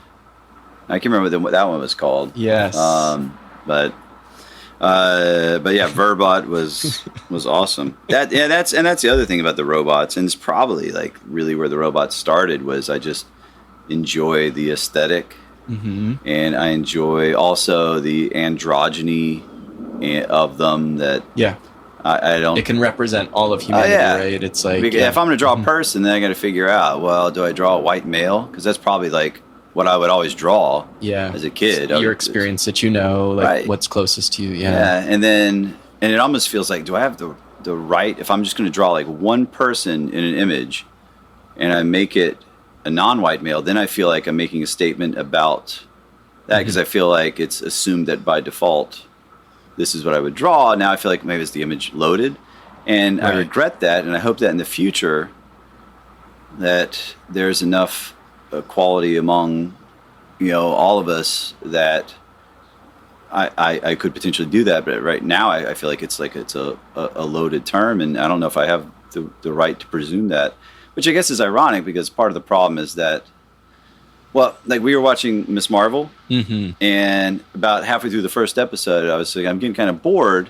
And I actually thought to myself, because I don't know if I can really relate to the main character, which is sure, yeah, which is like, you know, yeah. And I was like, oh, wait a minute. But that's the point of that's why I think it's like, well, how many non-white males have thought that about like so many of the Marvel movies before this one? Mm-hmm. It's like, you know, so I thought it'd be funny. See it from the flip side, right? Of just I thought I told Melissa it'd be a funny Onion article. They wouldn't even write the article. Is that you know, white man complains about being unable to identify with the superhero. I mean, I'm sure you could find plenty of that online as a review for a show like that too. Unfortunately, and I think that's the beauty in art right now, is that all of these point of views are being expressed finally. I mean, not all of them yet, but we're getting closer to a place where it's like that is a very normal thing to see, which it always should have been. Yeah. But now we're like moving closer to that, and I know there's a lot of resistance by people who, you know, liked things the way that they were because they were on top, and all the stories were about, you know, their types of people, and it's like I think that inclusion and diversity and empathy are all things that artists do possess. And that's something that, you know, that's why you're giving thought to this idea of like, you know, am I not being inclusive, and why not? And then if I am, what message does that send, or do I need to defend that in a certain way? It's just like perceptions change. And it's like, well, why aren't you drawing or painting what you know, or, you know, what are you saying about the context of this? And so robots are a very neutral way of like storytelling, right? Oh yeah, there's no gender, no race, no everybody age. Can relate to robots. Yeah, it's so they really do. They're just like a stick figure, in that sense. Although even like the stick figures have genders based on the crosswalk signs. It's like the shorter stick figure with the dress, and then you know, but so maybe better than stick figures. So I do like that. And then just the shiny skin also is just fun. It's just fun to paint the reflections and do that sort of stuff. So they're a great subject matter, and I think also people are impressed with the watercolor reflections. But the truth is that watercolor, I think, is a lot easier than people think. Just because, I mean, like the thicker the paint is, the harder it is to paint like a thin line. I imagine like trying to paint with toothpaste, you're not going to get a thin line no matter what. Right. With watercolor, it's as thin as it gets. So you have a brush that holds its point, you can just have incredible detail. Yeah. And then once you get some experience with watercolor, and you kind of wrap your brain around the fact that there's no white watercolor. Well, there is, but it doesn't work very well, and it looks chalky, so it's distracting. But once you kind of get the idea that all you can ever do is make things darker, then I think it's easier than acrylic paint to really get that kind of detail. But I think it still impresses people more than acrylic paint, which is unfair because I think it's easier. But I think people get it. They say, "Oh, this is watercolor." So that's my little spiel when people come in and see my art. I'm like, "Oh yeah, well, these are all the original watercolor paintings." And I'm saying, "They're like, oh, these are watercolor." So yeah, no, it's fun. Painting reflective metal or watercolor is an absolute joy, and I'll put on the records that I get from Lillian and just sit back and then and once all the decisions have been made, like I've decided what I'm going to do. I've gotten the photos, I've put it all on the iPad, I've printed it out, I've transferred it to my paper. Then it's all just what shape. I look at the source image and say, what shape is it? What color is it? And I match it. And I just go back and forth to doing that. And then I'll stand back every now and then and I'll think, whoa, look at that. And I'll just kind of surprise myself. That's so cool. Yeah, it's so cool. And it's so, I think, seemingly difficult. And I recognize that most people can't do it right now, but I firmly believe that most people could do it if they just learned how. I think it's a skill thing, and it's just a matter of really wrapping your brain around the fact that all you're trying to do, if you're trying to basically copy a photo, all you're really trying to do is saying, what shape is this little part right here, and what color is it, and you match it. and then it's just repetition from that. But I mean, I'm an art teacher, so of course I would think that anybody could do it. Yeah, or you have to think that, right? Because yeah. all of your students are going to be at different levels and different, Yeah. I love that. Yeah, that was actually going to be one of my questions was, do you think there is an artist in every person? Oh, yeah. I guess, and I think I didn't used to think that. Yeah. Because I used to have more, the little fixed mindset, growth mindset. You familiar with those terms? And no. So there's a Stanford professor named Carolyn Dweck. And like if I go to like an education conference right now, there's always going to be at least one session, one breakout room or about growth mindset. So it's pretty big in education circles, and the idea is that so some people have a fixed mindset and they believe that people are successful based on natural ability, or people with a growth mindset believe that what makes people successful is how much they learn and effort.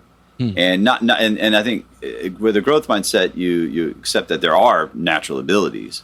But it's not so much about how much natural ability you're born with as much as how much you develop whatever your natural abilities are. Okay. And so fixed mindset people a lot of times, and I know just even grouping people in a fixed mindset or growth mindset is a fixed mindset thing to do. Sure. But you got to start somewhere. But yeah, you got to start somewhere, and then you go back and dial in that it's a spectrum, and some people can have a growth mindset in some fields and not in others. But and it can change over time. It can change over time, and especially if you learn about fixed mindset and growth mindset. Because I had a fixed mindset for most of my life, and I used to always believe that I was a good artist and I was good at drawing, but I knew I wasn't great at drawing because I couldn't draw horses from my imagination in any pose. Okay. And I'd see comic book artists and animators, and they could just draw a horse just rotated in 3D from any angle they want from their imagination. Huh. And in hindsight, it's ridiculous, but at the time I believed that the reason they could do that is because they had more natural talent than I did. Interesting. And it didn't occur to me that they studied the anatomy of a horse. They learned their perspective, so they were able to kind of foreshorten 3D forms, and they just drew a lot of horses based on observation and by, like I said, learning the anatomy. Like, what does the leg do? How does it bend? What's this proportion here to this portion there? And all of that muscle definition. All the muscle right? definition. Yeah. They were able they really had to kind of deconstruct a horse and reconstruct it. And they probably drew some bad horses along the way, but they wouldn't do what I did, which was to put the horses behind a bush or to ball it up and throw it away and hope nobody ever saw it. And then ultimately avoid drawing horses. Yeah. We hate being bad at stuff. Oh no. Well, yeah, here's the thing. If we have a fixed mindset, then we hate being bad at stuff. If we have a growth mindset, then being bad at stuff is exciting because it's the opportunity to get better, right? I love that. So, well, yeah, it's like if I'm sitting here with you and we're both drawing something, and I look over at your drawing and it's better than mine, with a fixed mindset, I think, geez, I'm not as good as drawing as I thought it was 2 minutes ago. But with a growth mindset, I'd say, whoa, how are you doing that? Like, how do you do that? Teach me how you do that. Yeah. Because I it's an believe opportunity that to learn. It is. And so the whole growth mindset, and it's kind of ironic and just baffling that I was an art teacher with a fixed mindset for years, and I didn't indulge in that, and I wouldn't break the classroom up into the talent or no talent. In fact, from all appearances, you would think I had a great growth mindset because I would teach the kids, and I believe that anybody could get better. But I think it was just for me, for myself, I really kind of felt like I was locked in and I had a ceiling with my artistic ability. But anyways, I read the book by Carolyn Dweck, and I saw the TED Talk, and like I said, it's kind of everywhere in education circles now, the whole idea of growth mindset. And the book, I think, is called Growth Mindset. I could be wrong. It's a good title. Yeah, I think it works. Is what it is. Growth mindset made easy. So easy-ish. Easy-ish. Oh, that's it. I'd read that. So, anyways, after I read the book and learned about it, then I got a book on how to draw horses, and then I got one of those plastic tubes with the tiny plastic horses, those realistic kind of horses. Yeah. And then I spent about a month in learning to draw horses, and then by the time it was over, I could draw horses from any angle, and they looked pretty realistic. And then in my daughter, I would draw a horse sitting in a chair, and I would just draw just horses doing all kinds of things. And it was thrilling. That's amazing. And it's just having a growth mindset is huge. And I'm still transitioning. And I give like a little talk to my students about growth mindset, and I give them something actionable, and I say, these are the things, and this is how you go from fixed mindset to growth mindset. One of them is kind of corny. One of them is to put yet on the end of a sentence if you say you can't do something. Okay. And my wife's also a big growth mindset advocate. And when our daughter was like, I don't know, 3 or 4, she said, I can't draw Hello Kitty yet.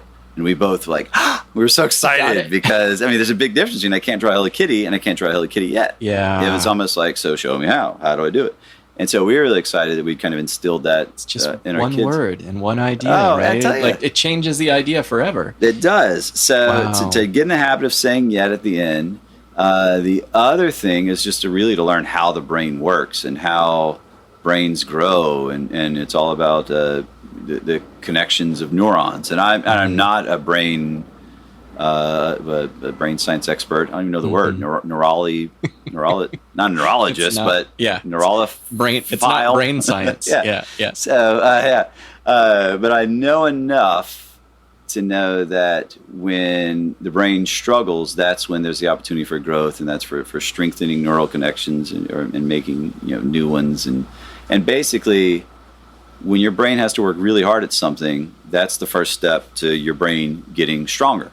And when you struggle with something but stay committed to it, stay locked in, then you can essentially make yourself smarter. And so just learning just the basics of how the brain works is huge, that abilities can be developed. So they're learning how the brain works, and then saying yet. And then the third thing you can do is to celebrate. Don't ever celebrate natural talent, but celebrate the process. Okay. So don't celebrate the final product. So if a kid does a great drawing, I don't say, wow, you're so talented. Instead, I would say, wow, you spent a long time on this. Wow, you varied your line weight. Wow, you shaded the whole thing and you get a whole range of values. Wow, you sketched it first with the overall shade. In other words, try to celebrate the process. Praise process and praise effort, but don't praise talent. And for us to do that to ourselves, so if I do a good job with a painting, the last thing I want to say is, damn, I'm talented. I want to say, I really, what did I do good? Yeah. Even just as simple as, what, I'm still painting after all these years, and that's great. I need to keep painting. So praising process, saying yet at the end of a sentence, is just learning about how the brain learns. And you do those 3 things, and then eventually, slowly, like a galactic, what are the big ships in Star Wars called? The cruisers, the Imperial cruiser, like an Imperial cruiser doing like a U-turn. Yeah, that's the shift to a growth mindset. But that was, I think, I was in my late 30s or so when I learned about it. So hopefully kids can be more malleable. You got to be the teacher for yourself. Oh yeah, for sure. Which is so cool. Yeah. Yeah, way to go. Yeah, you did it. If you can reach only one. That's it. Yeah. Reach this guy right here. Well, I mean, I guess that's all. We got all of our responsibility ourselves, right? I mean, I can't control whether other people are happy. Yeah. But I can only control that. But I mean, I've got the biggest impact probably on my family, and after that, I get the biggest impact on my students and so forth, and my friends, and the strangers I have very little impact on. But ultimately, I've got the hugest impact on myself, right? And so I need to try to take care of myself and quit eating so much sugar. That's your span of control, is how much sugar you consume and how you think about yourself. And and it's interesting that praising the process, similar to what you were saying earlier about a review online of your books, when somebody really gets it and they, pick out like a certain aspect, like, oh, you're doing this and I see what you're doing, or they ask you a question. It's like, you feel absolutely like understood and seen in that moment because they're like diving in, not just saying like, oh, this is a great final product. You're saying, like, well, what do I do with that? Yeah. I am. But I also just want to praise you for your paintings all day. Oh, wow. Well, thank you. They're so fun and so cool, and they make me very happy. And I want to buy prints of all of them and get them framed at Frame Masters in Audubon Park. I'm going to interview them too. Have you been over there? Oh, they're so cool. They seem really great. Well, I've popped in a few times and asked them just questions because I do all my own framing, and I was going to start framing my watercolor paintings with a float framing them. Float matting? I forget what it's called. So instead of like just cutting a mat and smushing it up against the mat, just letting it float there. Cool. And I was asking how, and then I forget her name. So she was, just so helpful. She spent a long time chatting with me and that sort of stuff. And she knew that I was basically, doing my own framing. Christina, there you go. And Travis. Christina and Travis. I know so many cool Travises these days. Anyways, she... just so helpful, and she offered to, buy me some like mat board and stuff that I would need to do it myself, and just get it for me like at cost essentially, since I was just going to do it myself. And that's so cool. And I don't know if she wants that publicly out there or not, but she's very helpful. And I know they're super busy because I tried to contact them in May, and she was like, I really want to do it, but can you give me a call back in a month? Because we're just that busy. This is wonderful to hear. That is wonderful to hear because she's a service. And then, I came back a month later and I gave her one of my coveted Audubon Park District $10 coupons. Yeah. It's just to tell her thank you because she spent so much time and energy with me. When you hear somebody say Main Street, and I know that's like a very played out term now, of like an example of what a community should look like. It's been used in politics and all these things, but the Main Street organizations are really well run, and it's a great organization to be attached to. But also just the idea and the practice of having a Main Street here. It's like we have this main strip of shops and residences, and like it really is a cohesive thing. Right. People help each other out, and like that's how all of this works, is that we all work together and we all support it. Yeah. Oh yeah. Yeah. And I'm sure that, so like, it's nice to have Baldwin Park coming in. Yeah. And that's a good, it helps support the businesses. Yeah, I think, for sure. I wish all main streets had an affluent neighbor. Affluent neighbor that just kind of walks over and spends money. Well, we're kind of like the cool kids over here. And then we've got our like rich neighbors in Winter Park and Baldwin Park. Yeah. And I mean, now Audubon Park is being that way that, only rich people can buy houses here. Yeah. So we're all sticking around because we need to keep this, that grassroots, that sort of like that cool factor. Yeah. Yeah. Although, I mean, it'll be interesting to see. I mean, I don't know how this is all going to play out. Like in 20 years from now, I mean, are there enough people who can afford $500,000 homes in just a regular old neighborhood? Something's got to give. Something's got to give. Yeah. I mean, I think another bubble's coming. Bob O'Brien and I talked about it on the podcast about just how, a neighborhood turns over every like 60 years ish. Yeah. Because, people typically buy houses when they're in their 20s or 30s, and then, they kind of age out of that home. Yeah. So they die off or they move out. And then that's what happened here, because this neighborhood was built kind of in the 50s, 60s time frame. Yeah. And so that turnover has occurred like almost completely at this point. There are like a few holdouts. Yeah, I can see it. Yeah, demographically, just walking around. And so you came in before, like as that transition started to happen. Yeah. And now it really has kind of come to fruition, and that's part of what makes this neighborhood so vibrant and young, and have all these young families, and now with the school, it's like everybody wants to be here. It's a great place to be at this time. Yeah, it's interesting. I mean, that makes sense, and it would explain just the stability of it. It seems. Yep. Yeah. And for other real estate people, that's something that they can look at. It's like, when were these houses built? It's going to turn over. So if it's 60 years later, then that's like where you want to get in. Yeah. Colonial Town's the same boat, right? They're 50s and 60s. Yeah. In Baldwin Park, I guess they'll turn over in like 2050 or something. So we'll have our eyes set on that. Yeah. What percentage of money do you think that's spent at our main street comes from Baldwin Park? That's a great question. Like, I'd say 40 at least. Wouldn't you? I mean, it's all speculation. Seems like it. I mean, so much of our shops here's where I know that you can edit things out or whatever. Yeah, that's all right. No, this is interesting. Yeah. Like something to think about. Yeah. So, like, so many of our shops are all, we don't have like a Target here or a grocery store. It's all like discretionary income kind of things, like record store, sweet shop, books and so forth. Then we got like doctor's offices as well. Lifestyle stuff, right? Yeah, totally. Yeah. And so it seems like, I mean, there's, appliance store. Okay, yeah, everybody needs appliances and so forth. But like so many of the shops, at least the newer ones, are discretionary. And somehow made it through the pandemic. Yeah. Which is also amazing. It's huge. But anyways, I'd be curious to know, like, is our unique, not entirely unique, but pretty special, certainly, is our Main Street, like, viable because we've got so much money that doesn't really have a great Main Street of their own. Right. It's true. Or just a different kind altogether. Yeah, and like, this is something that they want to be part of. Like, this is really cool over here. And it's closer to them than their Main Street for a lot of them anyways. Yeah, that's true. And it's certainly, I don't mean to poo-poo downtown Baldwin Park. I mean, we'll go there sometimes, but, like, it's got nothing compared to, like, all the options here. Yeah. You've got a CVS.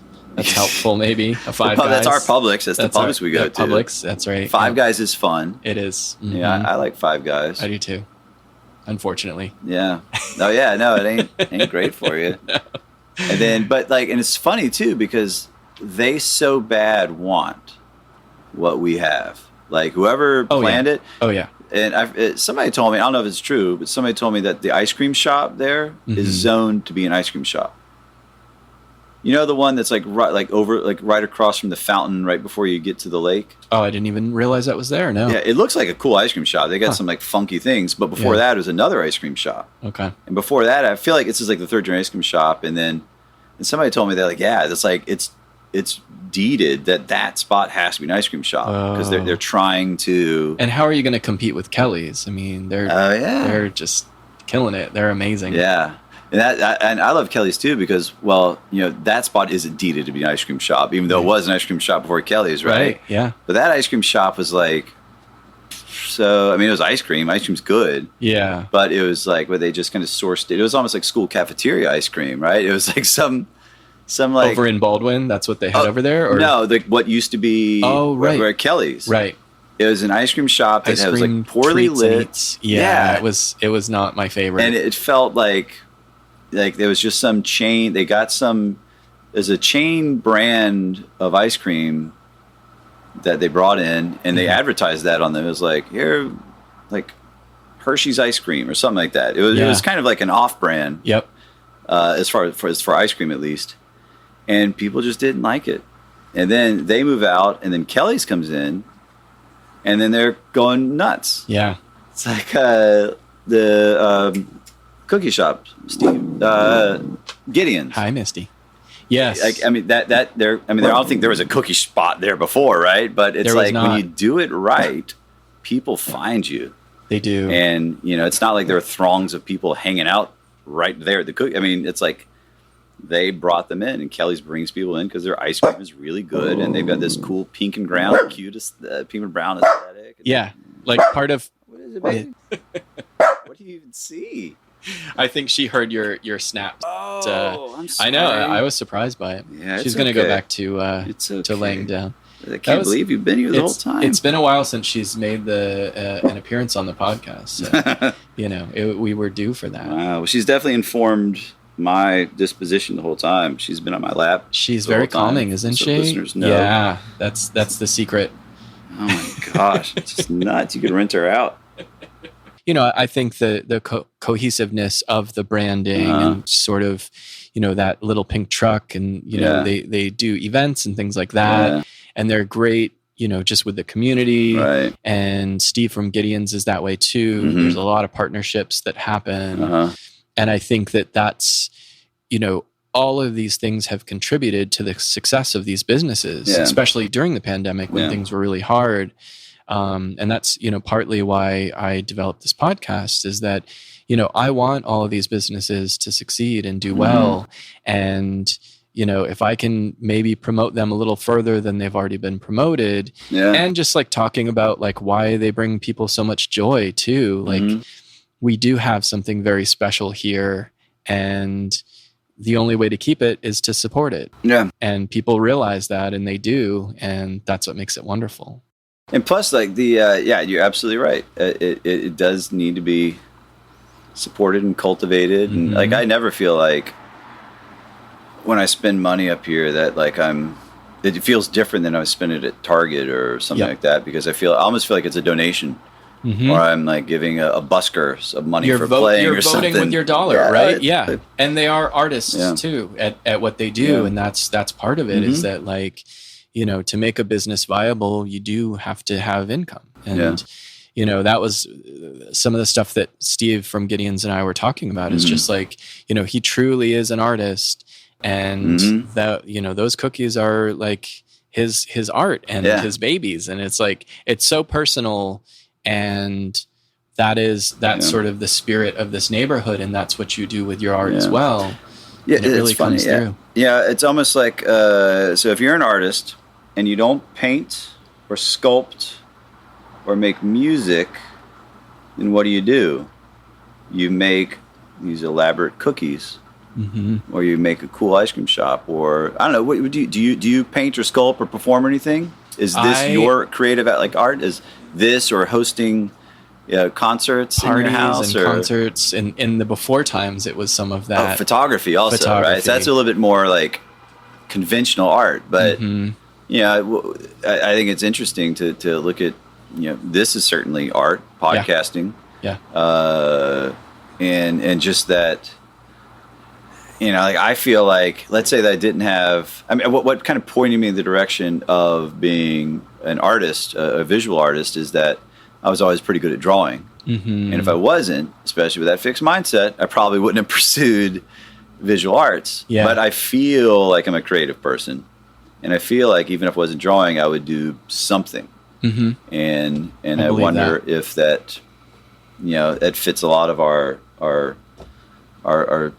store shop owners up here, is that they're all maybe artists who don't dance or draw. I'm finding that is definitely a theme with those creators, is that they did find that talent in themselves. There was, that sort of like, you gravitate towards what you're good at.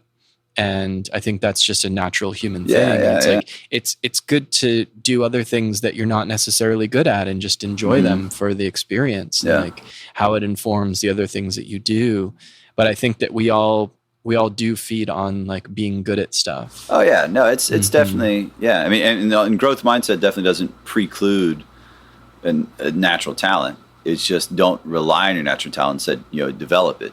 And so I think that goes hand in hand with what you said. Find what you're good at, what you enjoy, and then run with it. And I agree with you. That's what these people clearly do. Yeah. It's good to branch out, but it's also good to really hone your skill and become an expert in something that you are like, you can really be proud of. And it's one of the things that you're known for ultimately too. It's like, you do this very well, people appreciate it and love it, and you love it, most importantly. And you're also teaching others to love it and find that talent in them, which is such a cool thing to be able to pass that on. It's like, you've taught yourself, this is what it can do for you, and I think it's great. Yeah, that is cool. Yeah, I can see the appeal of, especially like, I teach them when they're 11, 12 and 13. So to kind of see that fruit bear out, I got to wait probably 10 years or for them really to kind of hit their professional creative stride, probably like 15, 20 years before they're really crushing it in theory. But that's such a formative time too. I mean, like all of these changes are happening.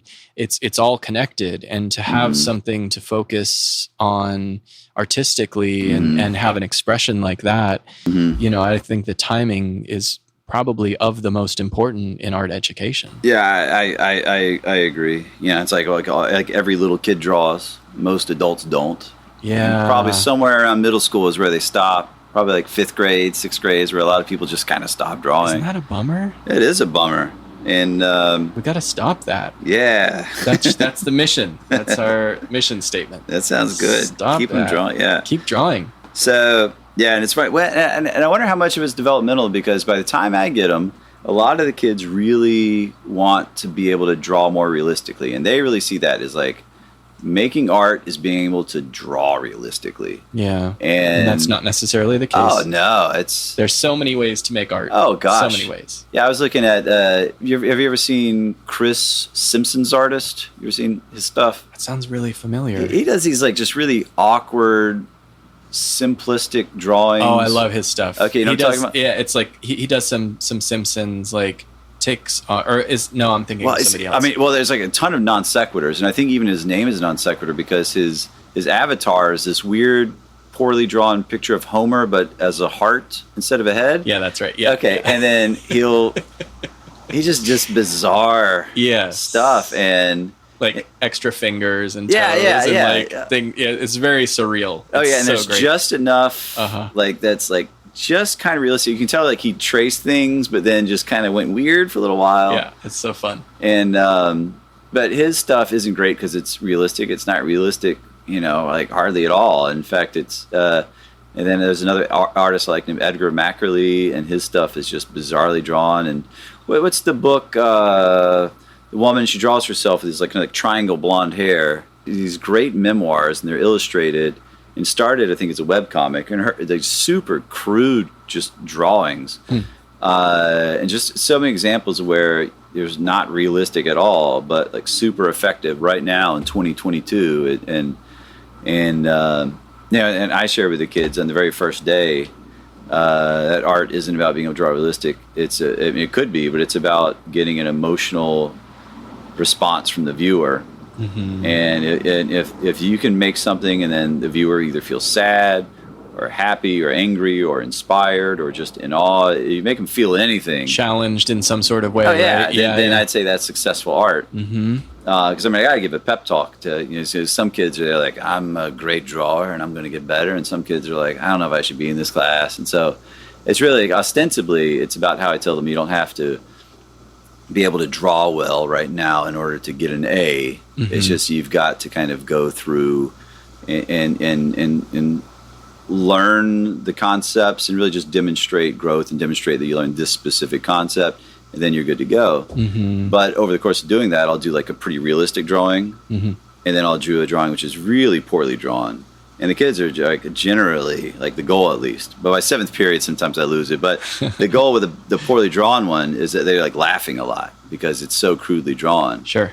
And then I give them the discussion, like which piece is more successful based on the emotional connection. I'd say the poorly drawn one is like, that's a very good point. That's better art, I would say. You all reacted to it differently. This is realistic but boring. So that's so fun. But I also got to remember, there's some kids who like really want to get better at drawing realistically, like, and that's their deal. And other kids, but I do think at that age developmentally, a lot of kids want to get better drawing realistic, and I think that's a challenge as for our art educators to teach people to draw with more skill is a pretty difficult endeavor, and but it's certainly doable though. And you just got to teach them to have a growth mindset and then kind of deconstruct drawing.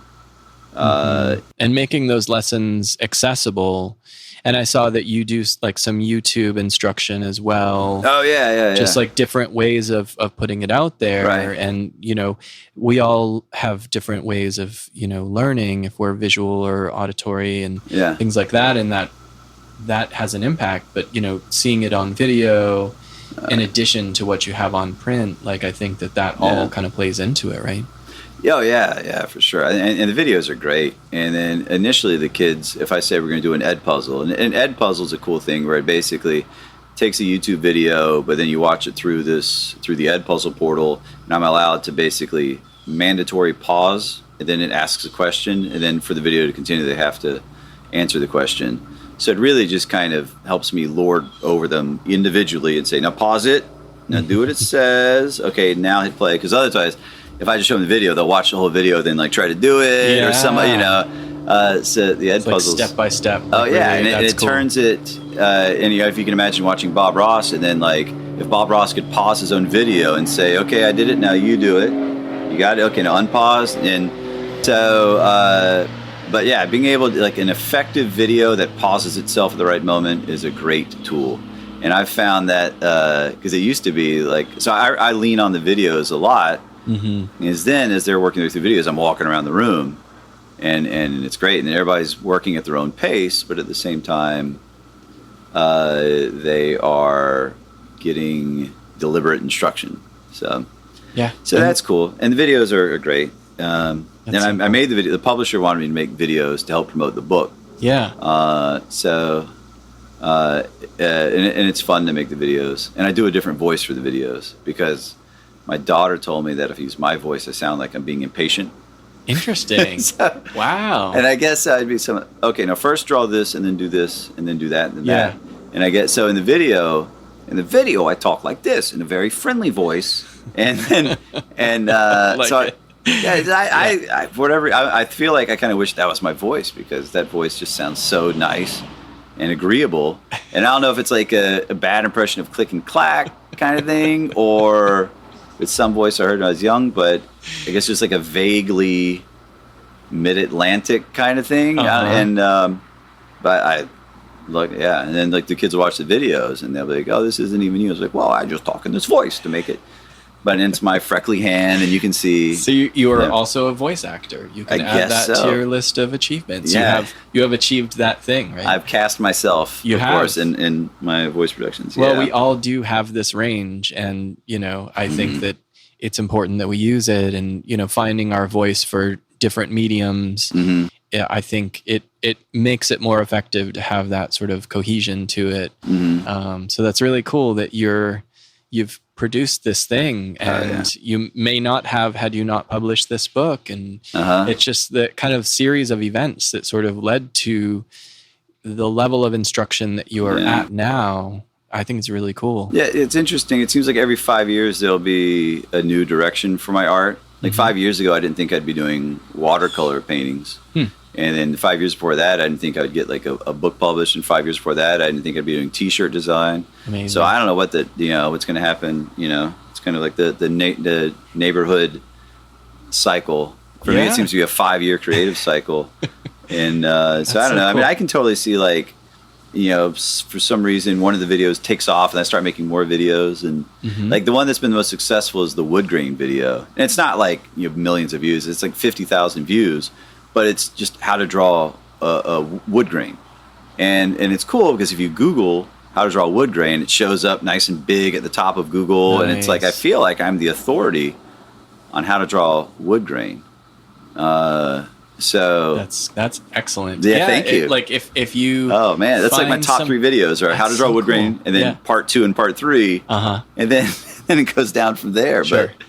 But anyways, you were saying. But if that's something that isn't already available, I mean, that's the difficult thing about the internet too, is that you're competing with a whole global, all of this content that comes from everywhere.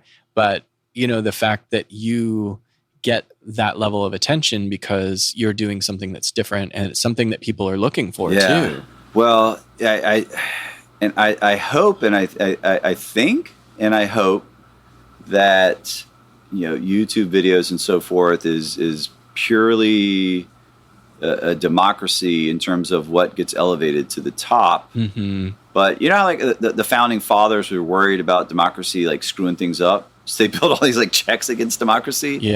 Maybe that's like what's going on with YouTube, and then it's like this is the bad parts of democracy. What floats to the top the is algorithm, and what gets marketed. And that sort of thing. Well, and then like just like, okay, what are the goofiest, silliest videos we'll put to the top, and there might be some like better, like if I look at like the top 40 rarely lines up with what I like. And because I think my music is better than top 40. Well, I mean, like, who am I to say that, right? I mean, it's all kind of debatable stuff, but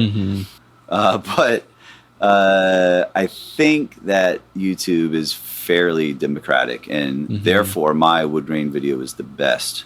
And that's why it's number 1.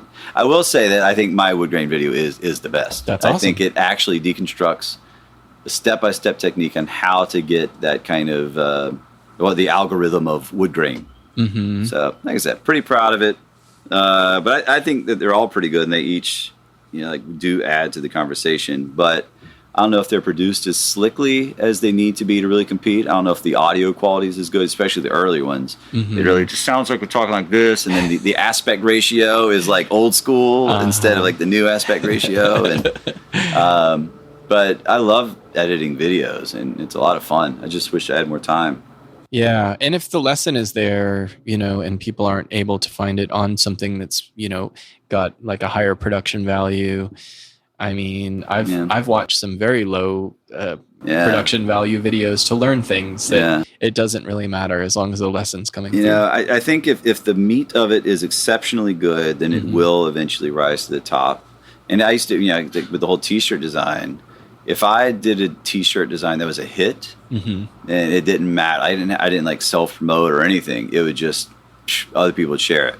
I think if I did like a mediocre T-shirt design, then I would need to like kind of share it and promote it and send it out to the world. But I mean, I think like all the efforts I did to promote T-shirt designs when I was doing that were negligible in terms of impact. Like it didn't really matter. An exceptional idea will come through, I think, at the end of the day. Yeah. I mean, it's like Kelly's. I mean, Kelly's didn't advertise heavily or anything, right? They just set up shop, made great ice cream, and they're a hit. Yeah. Another place set up shop, made mediocre ice cream, nothing.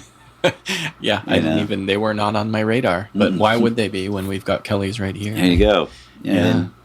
So I remember, Gideon's. People find Gideon's. They don't need to advertise. Yep. They just make crazy good cookies. And it can't be replicated too, because it is so unique, and so much thought is put into the branding of it as well as the cookie itself. Yeah. It's like he developed that over, like, it took him 15 years to like really be happy with the first like chocolate chip cookie that he put out. So are we going to start seeing Gideon's like replicas like just all over the place at some point? He talked about that. There are a lot of people who try and they fall short, because nobody knows his recipe except for him. Yeah. And it is, it's just something that he worked on for so long, and he really kind of figured out how to dial that in. It's like a flaming mo. Yeah, it is. You remember that episode? I do. That was a great episode. Oh man, we're like I said, we're watching them all in sequence now, and like I like the first, I don't know how many seasons, I've seen them all a number of times, Yeah. And it's like, oh, this is the flaming mo, and had Aerosmith in it. But he's got a flaming mo. Then that's awesome. I feel like you're flaming Homer, I should say. Yes, that's right. I feel like your voice would be perfect for Simpsons too. Have you ever gotten that before? I used to get compliment like the voice for the radio. Were you on the radio before? Or? No, I've never done that. Yeah, I think especially when I was younger too, and I would like smoke cigarettes, which you should never do, and it's like so silly. But then I think my voice was a little throatier, and then I would and it was like more radio friendly. I was telling my wife, we were talking about it the other day, and I was like saying, this is like insecurity, like just like a telltale sign of insecurity is if I was going on a date with somebody I hadn't met before, in the car, in the parking lot right before, I'd go, just try to just ravage my throat. Really? So then I got to the door, I'd be like, hey there. I was just like totally affected voice. Because I mean, it's like so lame. Wow. But you were really getting into character. That's amazing. I was. I was getting a character, which is unfortunate because I felt like I needed to get into character in order to like make the best impression. And I think I mentioned earlier, like each year I feel like I'm just getting more authentic and more direct with others, and just getting to be like just a more healthy version of myself. Yeah. And you get to hang up part of it. Some of those insecurities, right? You're just sort of like, well, this is the me that I've cultivated, and I don't need to put on a mask or be a character for somebody. It's like, this is, and I've done this long enough. I know this me, and you don't stretch for people the way that you stretched before. Yeah, I think, and I think part of that is just aging and getting older. And I think part of it for me is, well, it's exhausting. Like, it is, yeah, it's not sustainable, and that's how and then it's embarrassing when you realize you're like, oh, I've like not really been myself with this person or something like that. It's like, yeah. And I like myself a lot, and I feel like I've always been. Oh, I like you too. Oh, thanks, Mike. Yeah. So I like you too. Thank you. And I'm sure it was rooted in some deep down something or other. And there's all kinds of people that like themselves a lot, but still aren't authentic. And there's all kinds of people who, I don't know.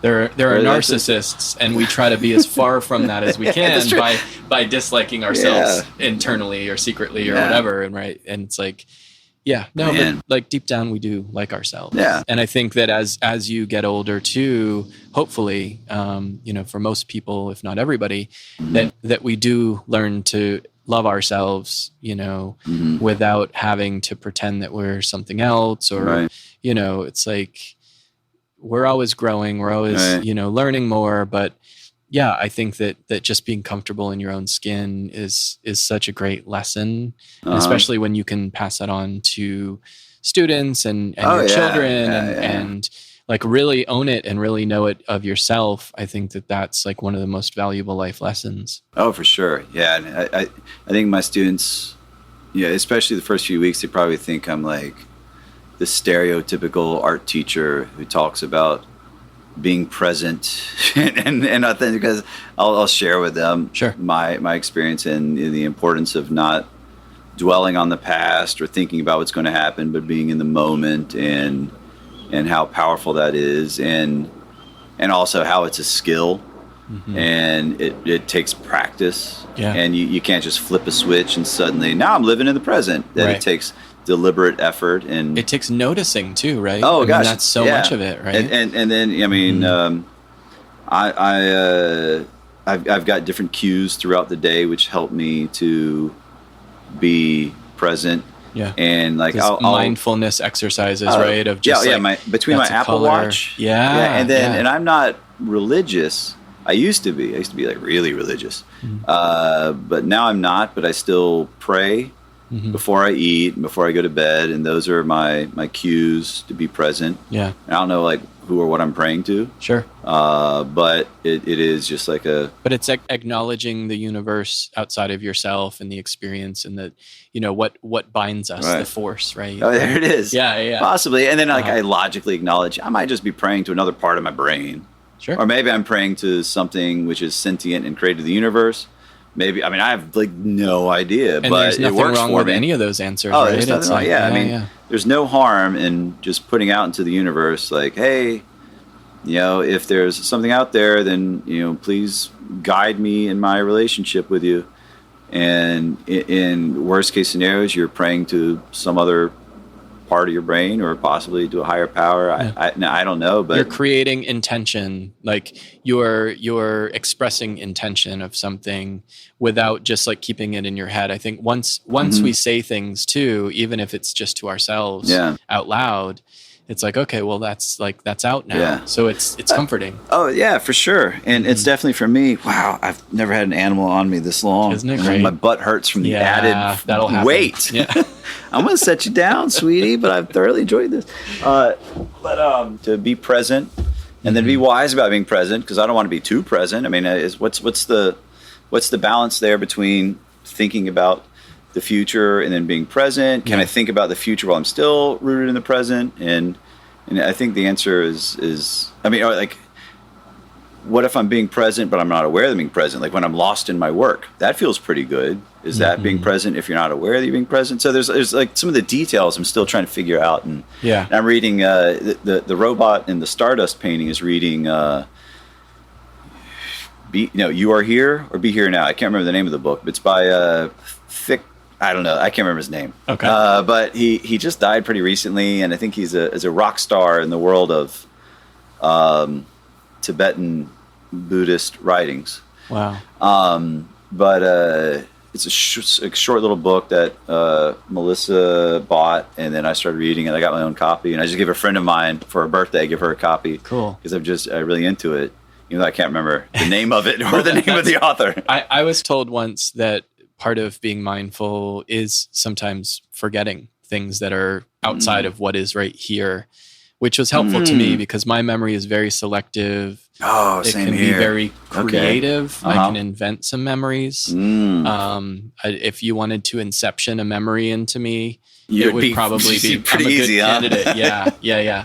But my memory and I mean, Gabby has a steel trap mind, so she remembers everything, which is important because we balance each other out. So I can have the creative memories, and I do remember certain things that she does not, as far as like feelings and things like that. I think mine are kind of more based in that. Gotcha. And she's very analytical and detail oriented. I don't have those skills all the time. And I don't get to control when I have them too. Yeah, okay. Which can be uncomfortable. It's like something that I don't have that yet. Yeah, okay.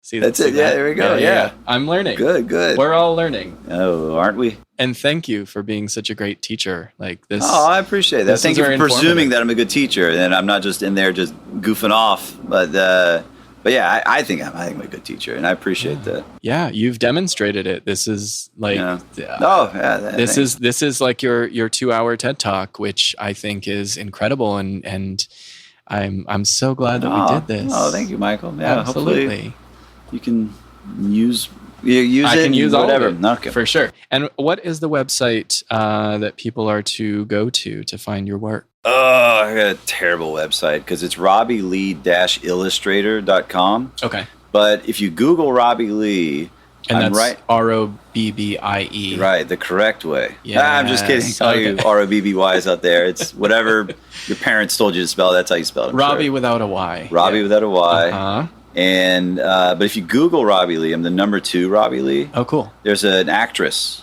from the 70s who's got like a cult following. She's in Switchblade Sisters, Robbie Lee. Oh, that's fun. And so she's number 1.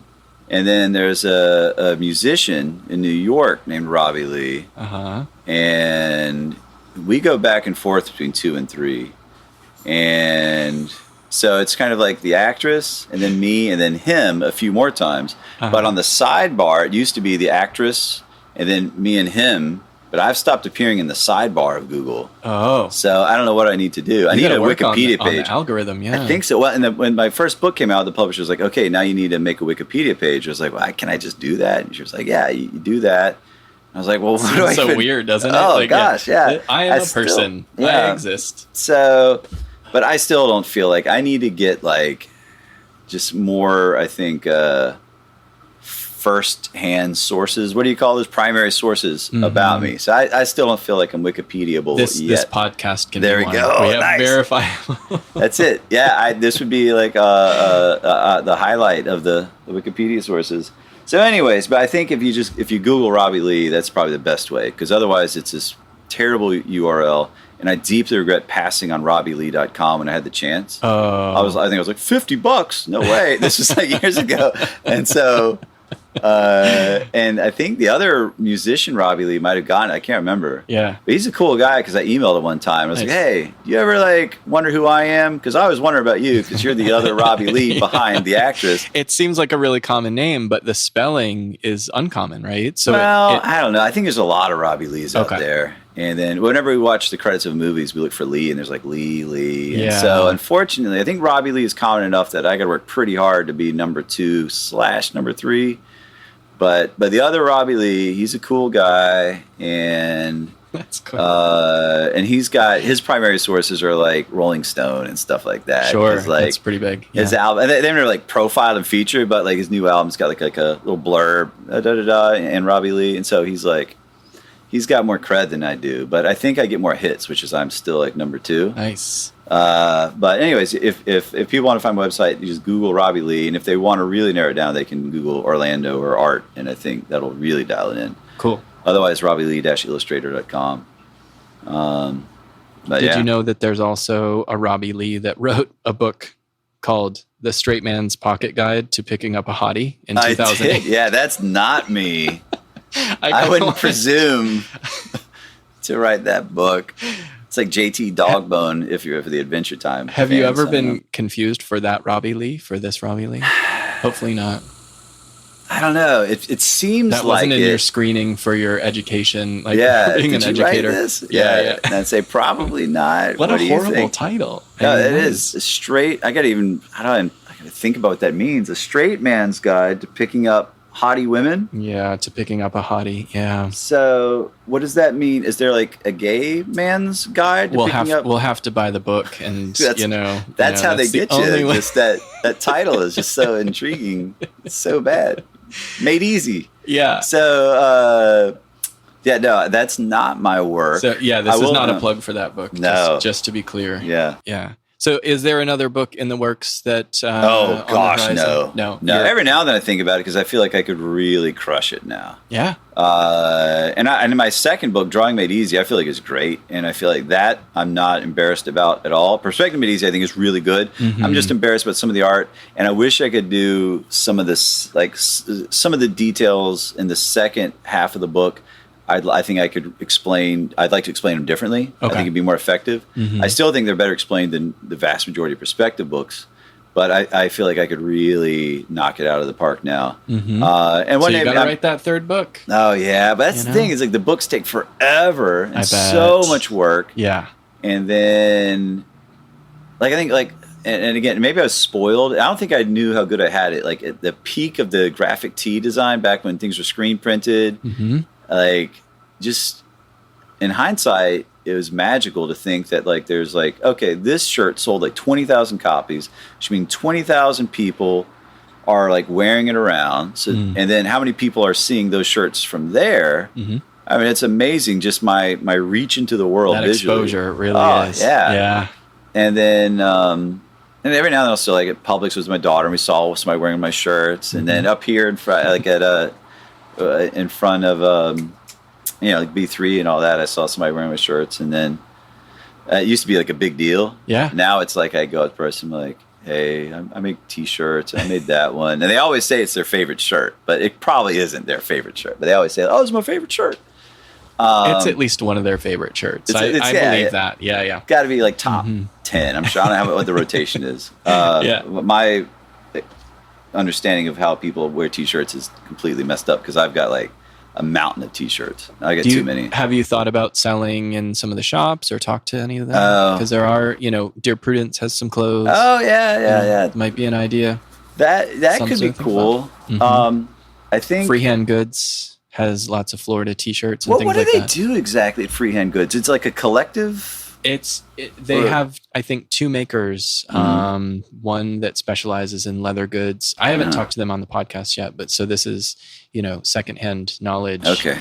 But yeah, I mean, I think they do have some artists that contribute now. They've got a ton of Florida themed things. Uh-huh. So I think your robots, especially that are in, you've got the robot on Corinne Drive and the Colonial Drive robot, things like that. I think that, it might be worth talking to them, right? Especially since you have them already printed. Oh yeah, it's true. Well, I was thinking about, I didn't even know that Neighbors existed. Yeah. So Stella and I, my daughter, we got some wafu, mm-hmm. And then we wandered into there to get water. And so nice of the Neighbors thing, just let people walk in and get water. And maybe it's very strategic because then we looked around. I thought, oh, this is they've got into some artists I know that sold their stuff there, and I remember them saying that, but then actually saw it there. Mm-hmm. I thought, oh, this would be great. Maybe I could sell some prints there.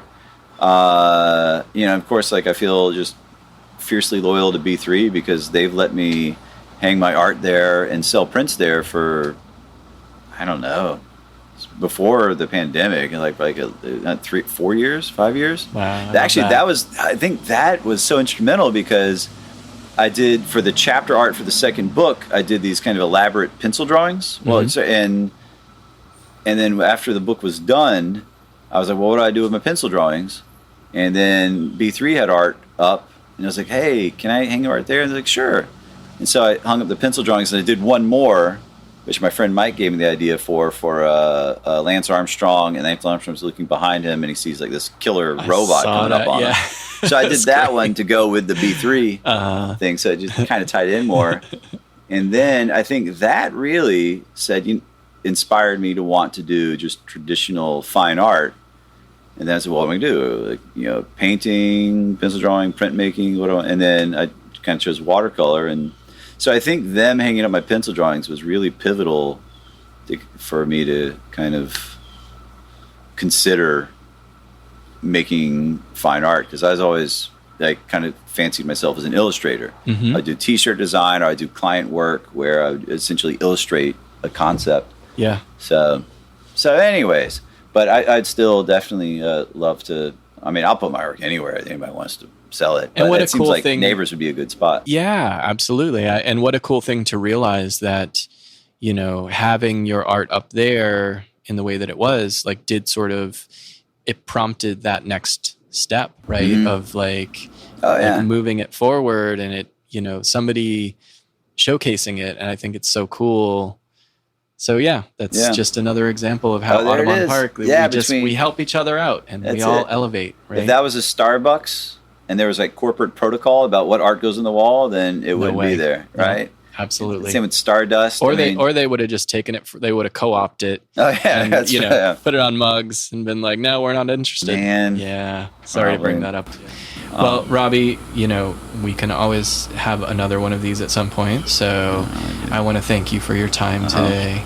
Yeah. Thank you. I mean, it really is like to follow on the heels of the guests that you've already had. It's these are all like the local Audubon Park A-listers. I feel like, it's true. People done some cool stuff, and I was thinking, you've had such fascinating people, and I'm honored and grateful to be among them. So thank you very much. As you should be. And all right, well, thank you. All right. Talk to you soon. All right. Bye. Bye. Hello, APGD. A neighborhood podcast is brought to you in part by Stardust Video and Coffee, Audubon Park's beloved neighborhood cafe, bakery, bar, and meeting place, located at 1842 East Winter Park Road. We're also sponsored by Red Light Brew Pub. Founded in 2005, Red Light is widely known as the source for world-class imports and microbrews. A wide selection of natural wines, plus award-winning beers brewed in-house. A full kitchen is in the works with an amazing menu by Chef Jess Tantalo. Located at 2810 Corinne Drive, please check out Red Light for all things beer and wine and soon food. Our theme song is by Christopher Pierce, and special thanks to Trey Hester for all of his help in making this podcast a reality. We do hope you enjoyed this episode. If so, please click subscribe and leave a review if you'd like. We'll see you next time.